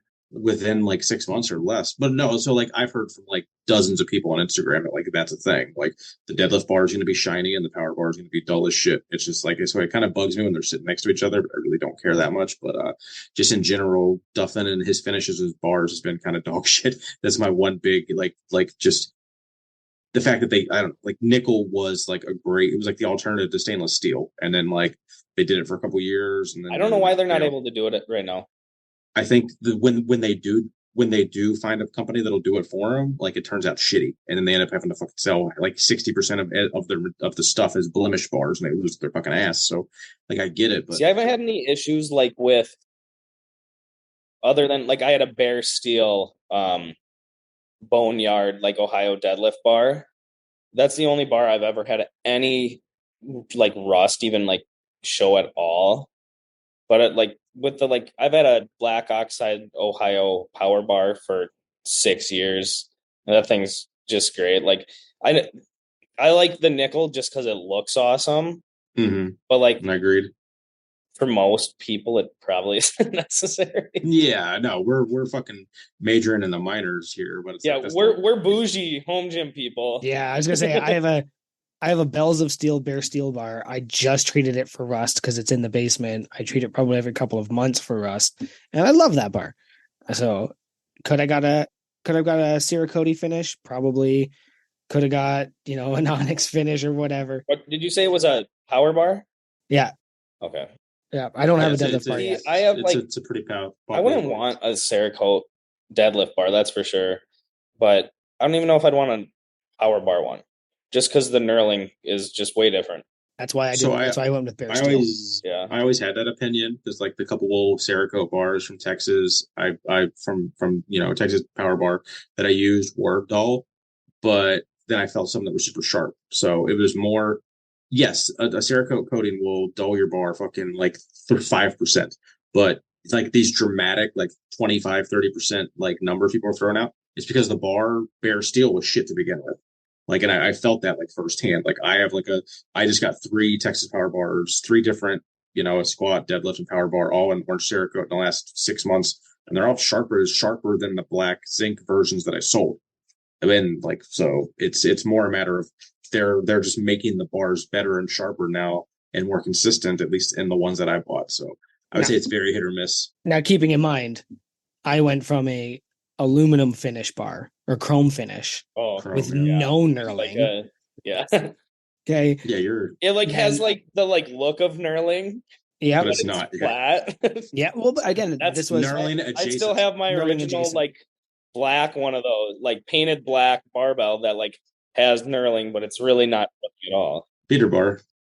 Yeah, and you know, this was during COVID when I was building my gravel pit. Right. Actually, I put a picture of it in the Discord the other day. I thought I had a bar because my dad was like, "No, I've got a bar downstairs. Go take a look." It's a 1-inch pig iron bar. I couldn't find weights. I couldn't even find collars that would fit this because it's not actually 1 inch. It's like 1.5 inches. Because it's pig iron, so it's just got a half an inch of rust or something fucking dumb on it, right? Yeah, love it. That's why it's still down there. Is that when you started your working out at home? Was COVID? Yep. No, I think I've told the story before. I had 2 gym memberships. I had the boutique gym and the cheap gym because the boutique gym didn't have proper deadlifts. So I would go to the cheap gym because for some reason their manager was a lifter. So she understood. So she had proper deadlifts platforms, proper deadlift snare. Like, so I would go there to deadlift, and then eventually one day I got sick of waiting for the deadlift bar. And I think the one day I went and there was just the kid raced me to the open platform so he could do shrugs. Oh no. On my deadlift day. And that's when I was like, nope, we're deadlifting at home from now on. And then so my dad was like, well, here's the bar I have. And I was like, okay, but that's like I'm at this point had just broken 3 plates and he had maybe 100 pounds in weights. And I was like, that's not going to be enough. Like, I'm going to need more. So I went to the only place near me that had anything because this was like right before COVID. And she was like, I don't have anything that'll fit that. I don't know what that bar is. I don't know where that bar came from. That's not a power bar. So I was like, okay. I was like, I don't want to buy one. They're so expensive. And she's like, what do you mean they're so expensive? I have $100 bar here. And that's when I got my first chrome plated. It was only 40 pounds. It wasn't 45. Right. But that got me through. Yeah. And then one day I was like, well, I want to compete. This bar isn't going to cut it. That's when I ordered the Bells of Steel. And I ended up giving that bar to my friend for her home gym because she was like, I'm not going to compete. I just need something resistance training. So I said, well, take this and here's a set of 45s and you can figure out the rest on your own. You might have to put something in the middle to make it fit, but yeah. Well, not with that one. That one was Olympic, but the pig iron one. I still have it though. That's the one that's got the Wendler weights and downstairs that I posted. Well, Big Nate, I think we're going to get into our last segment here. I think everyone else is we're good. This is where the guest gets to ask the host a question. So we asked Big Nate to prepare a few questions for us, and let's see if he did his homework better than finding functional headphones. Probably didn't. My biggest question is, Keith, how did you get it so people actually come and work out like as open gym?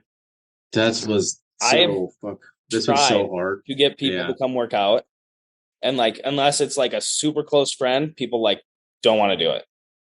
So okay. So basically, I've been doing every power meet, or I've either been competing in every power meet or going to every power meet, and like in my town for the last fucking 8 years. And social media. So then, whoever you kind of meet at the meet, you do your best to follow them on Instagram, which is even that's a struggle on its own too, because unless you like specifically say, hey, what's your Instagram? Because like, so I'll go to the meet director's page and just look at everything he reshared or anything he was tagged in, or look at the location and just randomly find people like, okay, that fucker was at the meet, that fucker was at the meet, and then you just build a rapport over the years. The first few people, so it all started maybe in 2018, the people that I had already knew on Instagram from meeting the previous meet. And then when I saw them at the meet 6 months later, a year later, it's shooting the shit. And at that point, I had already stopped going to a commercial gym probably 70% of the time and started training in my basement and started to build it out to where I was like, oh, okay, I could do a little bit more and actually like get a couple people down here.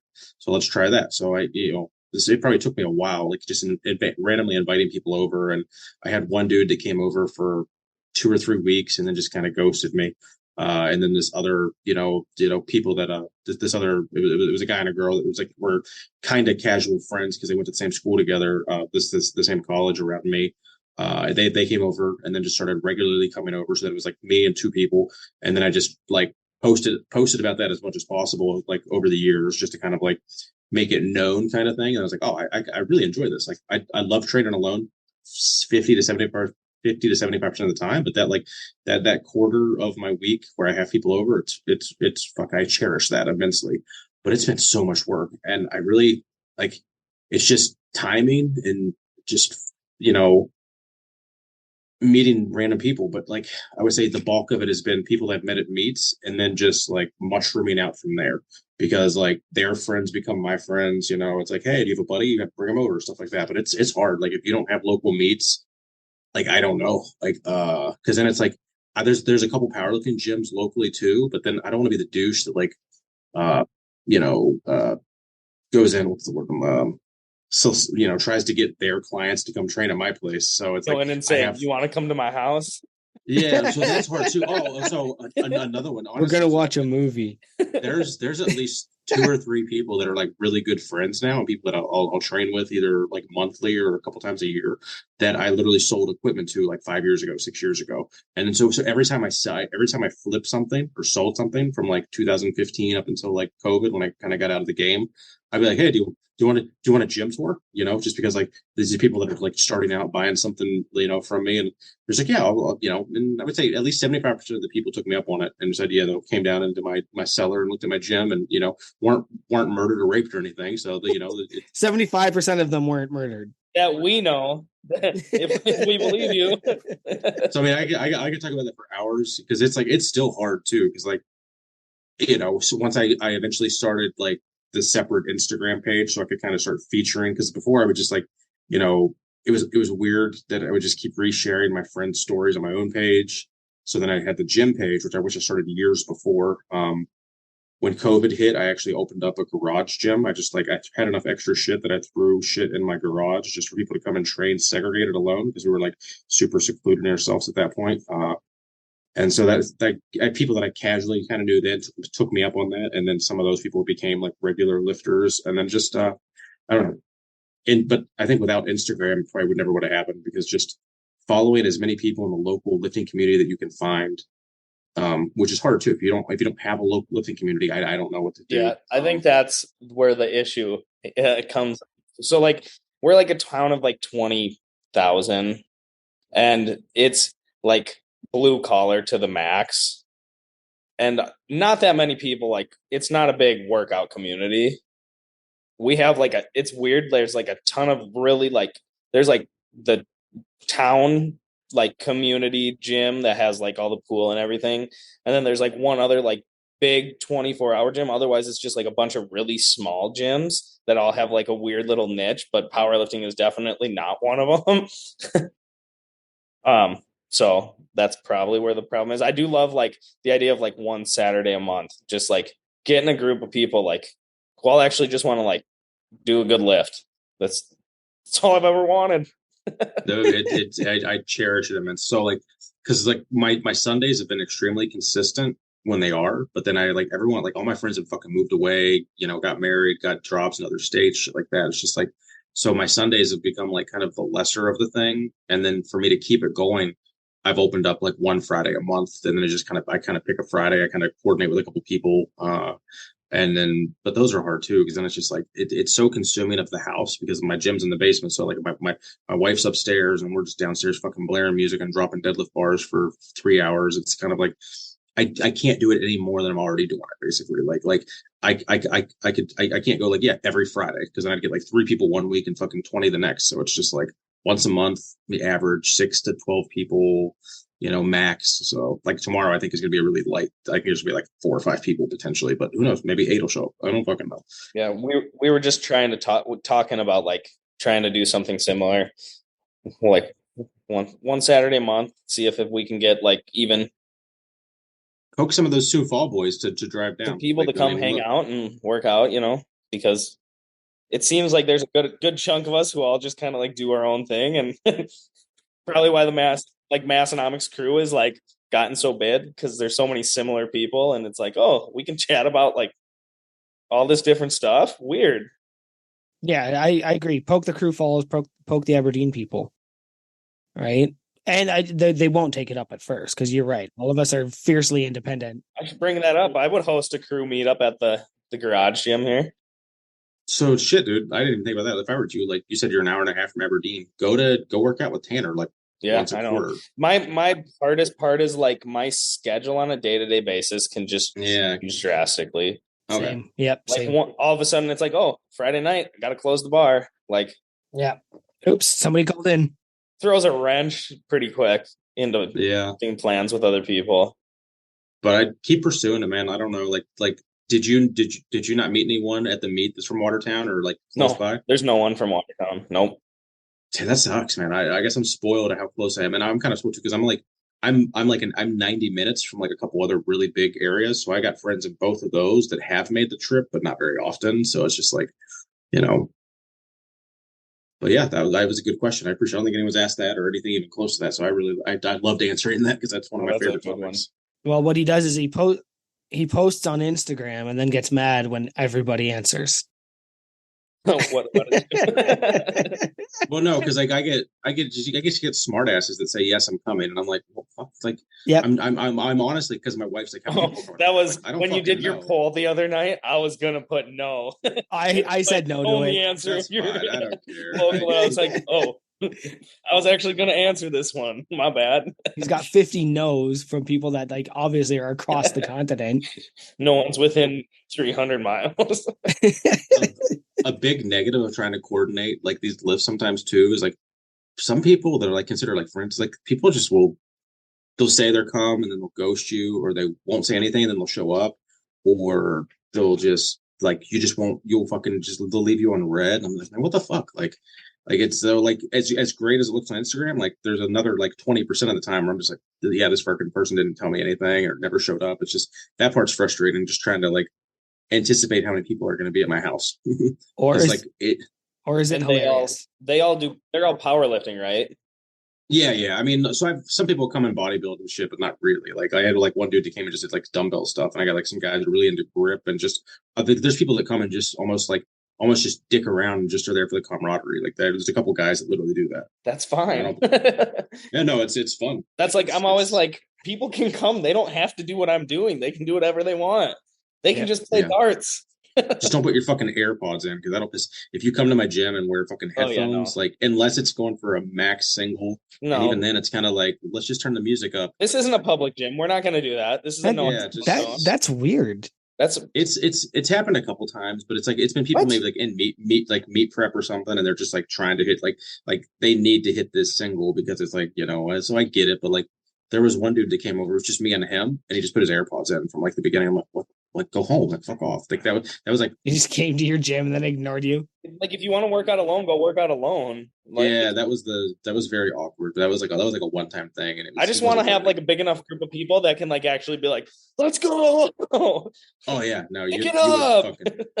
So well, once we actually set a date for the No Wine Cellar meetup, we'll have you check airline tickets and get you out. I'll have to see if we can make it out there.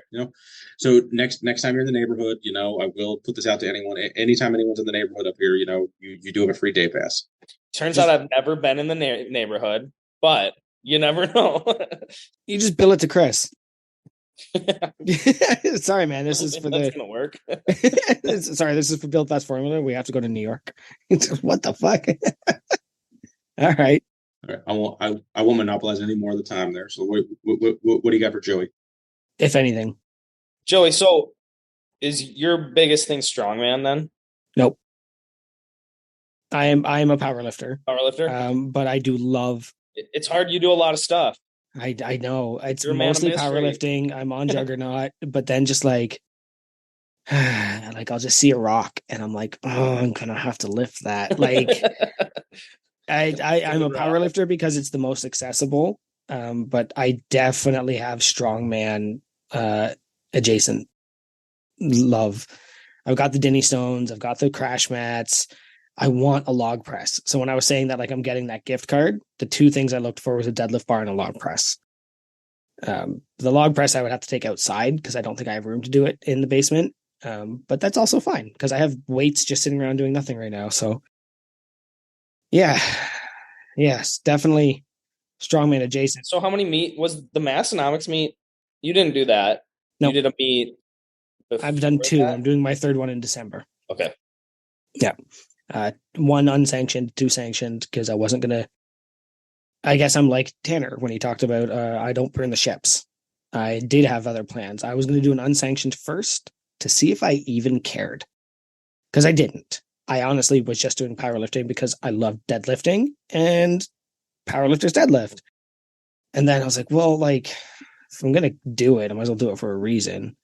But what if I don't like rules and regulations? Because if, anybody knows me, I don't like rules. I don't like regulations. I could go off for hours on how much I hate dress codes and corporate talk and all that shit. Turns out I did enjoy competing because really, just you got to listen to cues and there's nothing else. Yeah. So what? I got to wear underwear and socks. Life is hard. Right? Like. And then are you what, like 165 class? Nah. Yes. That's what you've been? Yes. But I'm currently the heaviest I've ever been in my life. I weighed in at 172 yesterday. There you go. Which is the heaviest I have ever been. Getting beefy? Jackson? Getting big. No, not too comfortable. Not too comfortable. No, I'm starting to feel bloated a lot. But definitely probably alcohol related. Just because I'm on vacation, so I've been going a little harder than I would have before. Some of my shirts aren't fitting properly, which I don't love. So generally, I like to compete under 170, which I could easily do, but under 165 is ideal. Yeah, I was 165 my first few meets, but now it's been 181 for the last probably 4. But now I'm getting to the point where like I'm starting to think I've like self-sabotaged my like eating to stay around the same weight because I just walk around at like 182, 183. Yeah. And like, I don't have to worry about it. Like if I go up the next weight class, then like that's just a lot way bigger dudes. Like I'll just be in the weight class. I'm at the bottom of that weight class or the top of mine. Right? But now I'm getting to the point where I'm like, I kind of want to just like see if we can like maybe go up. And that's why I haven't done strongman is because like who's ever heard of a strongman under 200 pounds? Right. Yeah. Like I'm not they're like they're their deadlift on the mammoth bar is 200 pounds or 500 pounds for reps, and I've never done it once. But like, I really want to lift rocks. I really want to do the strongman stuff. There's just I've never done any strongman stuff, but like, there's definitely some events that it's like that looks fun. Like, that just looks like a good time. Tomorrow, Steve's going to bring over his adjustable dumbbell because, when him and I first started working out together, he taught me circus dumbbell. And I think the max I hit was 55 or 60. I'm fairly certain I'm above that now, but I've never been able to test it because we don't go to the gym. Yeah. But I've got the crash mats. He's got the adjustable dumbbell. He's like, you know what? I'm going to bring that. We're going to have some fun tomorrow. Shoulders have always been a weakness of mine. I don't think I would be good at many of the pressing events. They used to be a weakness of mine until, harken back to earlier, until my knee got hurt. My knee and my hip, same leg, right knee, right hip. Suddenly, I was no longer a deadlift specialist because I couldn't. So then I started, might as well take bench seriously. And then my bench just flies now. Jen Thompson actually said something recently about stop using your arms and shoulders to bench and start using your lats to throw the bar. And that's a video actually. Yeah. And she said that. And I was like, oh, that makes perfect sense. And then suddenly benching was so much more comfortable. I've been squatting without pain recently, thanks to starting strength. I got through that chapter and was like, oh, that's what I'm doing wrong. And that fixed a lot of stuff. Still can't do high volume, but that's so nice when you've had like pain for just a long time and all of a sudden you're like, oh, I'm doing something that before was like really difficult because of the pain. Yep. That's why I had to start doing sumo deadlift because like I'm a short person. Like I'm like 5'7", but like I have like a 6-inch torso. So I'm all legs. So like pulling conventional, I was essentially like doing a glorified like RDL and it would just kill me. Yep. So, and it took me like a really long time to switch to sumo. Like I couldn't do it. I tried multiple times and it just it's uncomfortable. I was like, I feel stupid. Like I'm just conventionally in a like sumo stance. And then all of a sudden it clicked and I'm like, oh, now we're having fun. Now we're having a good time. I'm self-taught. The only person to ever show me how to do anything was Steve, who also is mostly self-taught. Yep. Right? He taught me how to deadlift. So he taught me conventional. I've tried sumo. It's uncomfortable. My hips hate it. It's fine. I'm a conventional deadlifter. I'm good with that. But like my squat, I was just doing it. I was literally just doing it all wrong. So reading starting strength, like literally, I was like, got to turn your feet out, got to spread it in and then like, so, squatting without pain is nice. I still don't think I can do over 300 pounds right now, just because my hip is on fire all the time. But yeah, to answer your question, what part of your hip? I sprained my hip flexor on my right hip. Oh. So the joint where the bone goes and grinds, scar tissue. So we had to learn some exercises to strengthen and release and all that. But like, it's never gonna be perfect. And it's the same thing that happened to the MCL on my right leg. But because of that, your body compensates. So suddenly my lower back is on fire because my lower back is trying to keep up the weights that my hip can't keep up. And it was just a rolling. It's also today I had major bicep pain. So I had to put the straps on for my deadlifts because I'm not. The weather's changing. Yeah. Well, I've had that for a little bit too, but like now I'm wearing straps for deadlifts that are fucking warm-up weights, 335, right? But I'm not risking pulling a bicep just for the gram. Like I'm not, oh, I'm going to switch today. I don't care how much it hurts. Like that's stupid. Take care of yourself. You can always try elbow sleeves. I know it's weird, but like I will definitely wear elbow sleeves on deadlift sometimes. If like anything in my arm, like anything in like my forearm, elbow, or like lower bicep, tricep thing hurts, like an elbow sleeve will be a little band-aid. I've got them. That's not a bad idea. You guys both make grip? Yep. Me too. Yep. No hook grip here. I only do hook. I only do hook grip and double over. I gave up mixed grip like 5 years ago. I've tried hook, and if I get like to 400 pounds, it just is nope, not anymore. It hurts way too much. I've spoken about it before. I have nerve damage in both arms, from pretty much the tips of my fingers all the way up to my shoulders. It's ulnar nerve, tennis elbow, golf elbow. Like if you carpal tunnel, if you name it, I have it in my arms from a job I had in my early 20s. So the fact that I can deadlift at all is pretty amazing, but my grip is 2 to 3 years behind the rest of me. It'll never be perfect. So we are going to mix grip. We are going to wear straps as often as possible because I'm going to drop it. Like the grip is going to give out before my back or legs. And so, yeah. Learning I like figure eights more than the other kinds, which I never had before, but now I'm leaning towards those. I don't have much experience with straps. Because I don't know. I don't like setting up with straps on. I feel like it puts me into a bad position. And so I just do as much as I can without them. That's fair. But with my shitty grip, I had to learn with straps. Yeah. I'll do my warm-ups without, but anything over a single, I'll do a heavy single without, but anything like 2 to 3 or 4 reps at a certain weight, I have to. Because I just won't be able to finish because my hands will go numb. My fingers will start to glide. I'm just fucking old. I'll make a recommendation for you, Nate. If you actually are looking to if you have like a ridiculous amounts of volume and you're like, yeah, it's just going to destroy my hands. You don't want to jump all over. You did want to dabble with straps. Look into Versa grips. Because like for me, I fucking hate traditional straps because the whole rolling the thing around the fucking bar and tightening it up like you're revving a motorcycle. I never felt in a natural position using quote unquote traditional lifting straps. Figure eights have used, for me at least, but Versa grips are great. It's just it goes around your wrist and it's just like a leather strap.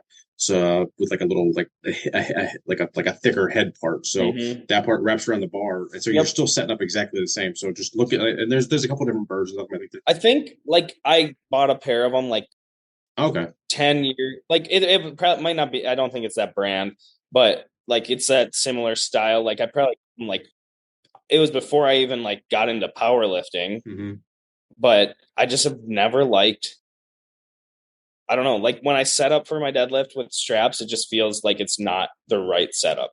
That's fair. Yeah. But I just don't know I don't know anything different because I don't have a choice. I think I'm an OCD a little. So like, yeah, I have to be the same. Are you looking up to the left a couple times before each? Never noticed it until we talked to him about it. Shit, he does it every time. Yeah, I because he kind of called us out. I was like, "You haven't noticed that?" Like he was giving us shit for. I was like, "I mean, I guess I don't know." Like, sorry, I don't remember every single person's video and every single thing they do in their videos. Like, there's 400 of us now, I think. Oh, it is big. It is big. All right, is that all you got for us? Yeah, you guys can get to bed. It's later there. Oh, I'm so tired. Now, are you 1 hour, right? Or I'm Central. Because isn't who were we talking to the other week? Where like is it the Dakotas that like part of it is central and part of it's western? Yeah, halfway through. So like once you go like past Pier, then it goes another hour. I got you. So you're in central, not mountain. So the Dakotas should be East and West Dakota, not North and South. That's what I've heard. You're not the first person to say that. Because there's nothing similar about East and West sides. I mean, they have rattlesnakes out there. Jesus. So different. All right. Well, thank you for joining us. This was really awesome, especially to have, a sponsor and somebody that I didn't really get to talk to at the meet. Yeah, we didn't really chat much at all. It was impossible. I think I talked to Abby for 30 seconds. Yeah. Like I've said it before, I'll say it again. It was impossible, but now doing what we're doing next year is going to be so different. Because I'm now going to be like, oh yeah, like we're best friends. I was in the Discord like 2 days ago, and I was going to say, can we actually just get like another meet in like the January time area? I'm ready now to like start a prep. Yep. No, I feel like I did talk. I talked to you not a lot, but we talked some like at Tanner's and then a little bit, during. Did I say goodbye to you 3 times at the zoo? Probably not. We weren't at the zoo very long. Oh, okay, yeah. We're not like big drinkers, and in a bar. We had a night with no kids, so like it was like, let's go like watch a movie and not watch a kid's show. Let's go take some vasoblitz or like let's just sleep. It was probably more just that sleep comfortably. Yeah, like I don't have to get woken up anytime. Oh, so you went. Let's go to bed. Only being an hour. So you just drove home then, I guess, because you were only an hour. No, we stayed. Okay. Yep, we stayed. Made a nice little weekend of it. Oh yeah. All right. Well, yeah. Anything else you want to cover before we start doing the closing? No, I think we can shut her down. Okay. So this we'll go ahead and dive right into the exit. Go ahead and over on Instagram, we are Unpaid and Underrated Podcast. Please give us a follow there. Website, unpaidinternpodcast.com. Where are they going to find you, Big Joey? They're going to find me at Mostly Squat Videos on Instagram. I promise, go follow. I make great memes, the best memes you've ever seen. And eventually I'm going to be on the podcast one day. Really talking about Big Matt. Tried to get him on again today. I got Scants on last second, but really ideally we were going to get Big Matt to join us for that. But hey, man, next week, try and pick up your phone. But you can find Big Matt saved me on the meet day. Oh, how so? My second deadlift was 601, I think. And if I wouldn't have got the down command, it was going to get dropped because my hands were so sweaty. Oh, and I normally when I train at home use liquid chalk, but I was out and I was like, I need liquid chalk. So I was just like, went up and I said something. He goes, oh, I have some. And I was like, let's go. I had my hands out and smoked my third better than my second. Hell yeah. Yeah. He's a good dude to have around. So hopefully one day we'll get him on the podcast. Whenever he, like I said, picks up his phone, he can come on. We keep trying. I mean, it's kind of up to him at this point. He's got an open invitation and he just keeps ignoring us. Yep. Follow us at Unpaid and Underrated Podcast, unpaidinternpodcast.com. Like I said, I assume if you're listening, you're following me already, so I don't need to give you my handle again. How about you guys? I will give you my handle every episode because I am self-absorbed. So Keith Honeycutt 73 on Instagram, but more importantly, go follow my Orange Gym, the No Wine Cellar. What about you, Big Nate? NathanThomas.BFF on Instagram, and then check out Build Fast Formula for supplements. Yep. What's the website on that? Or you just go to Google and type it in? BuildFastFormula.com, Build Fast Formula on Instagram. Best friends forever. Yep. Let's make it happen. All right, guys. Well, we're going to go ahead and sign off here. So we'll see you next Tuesday.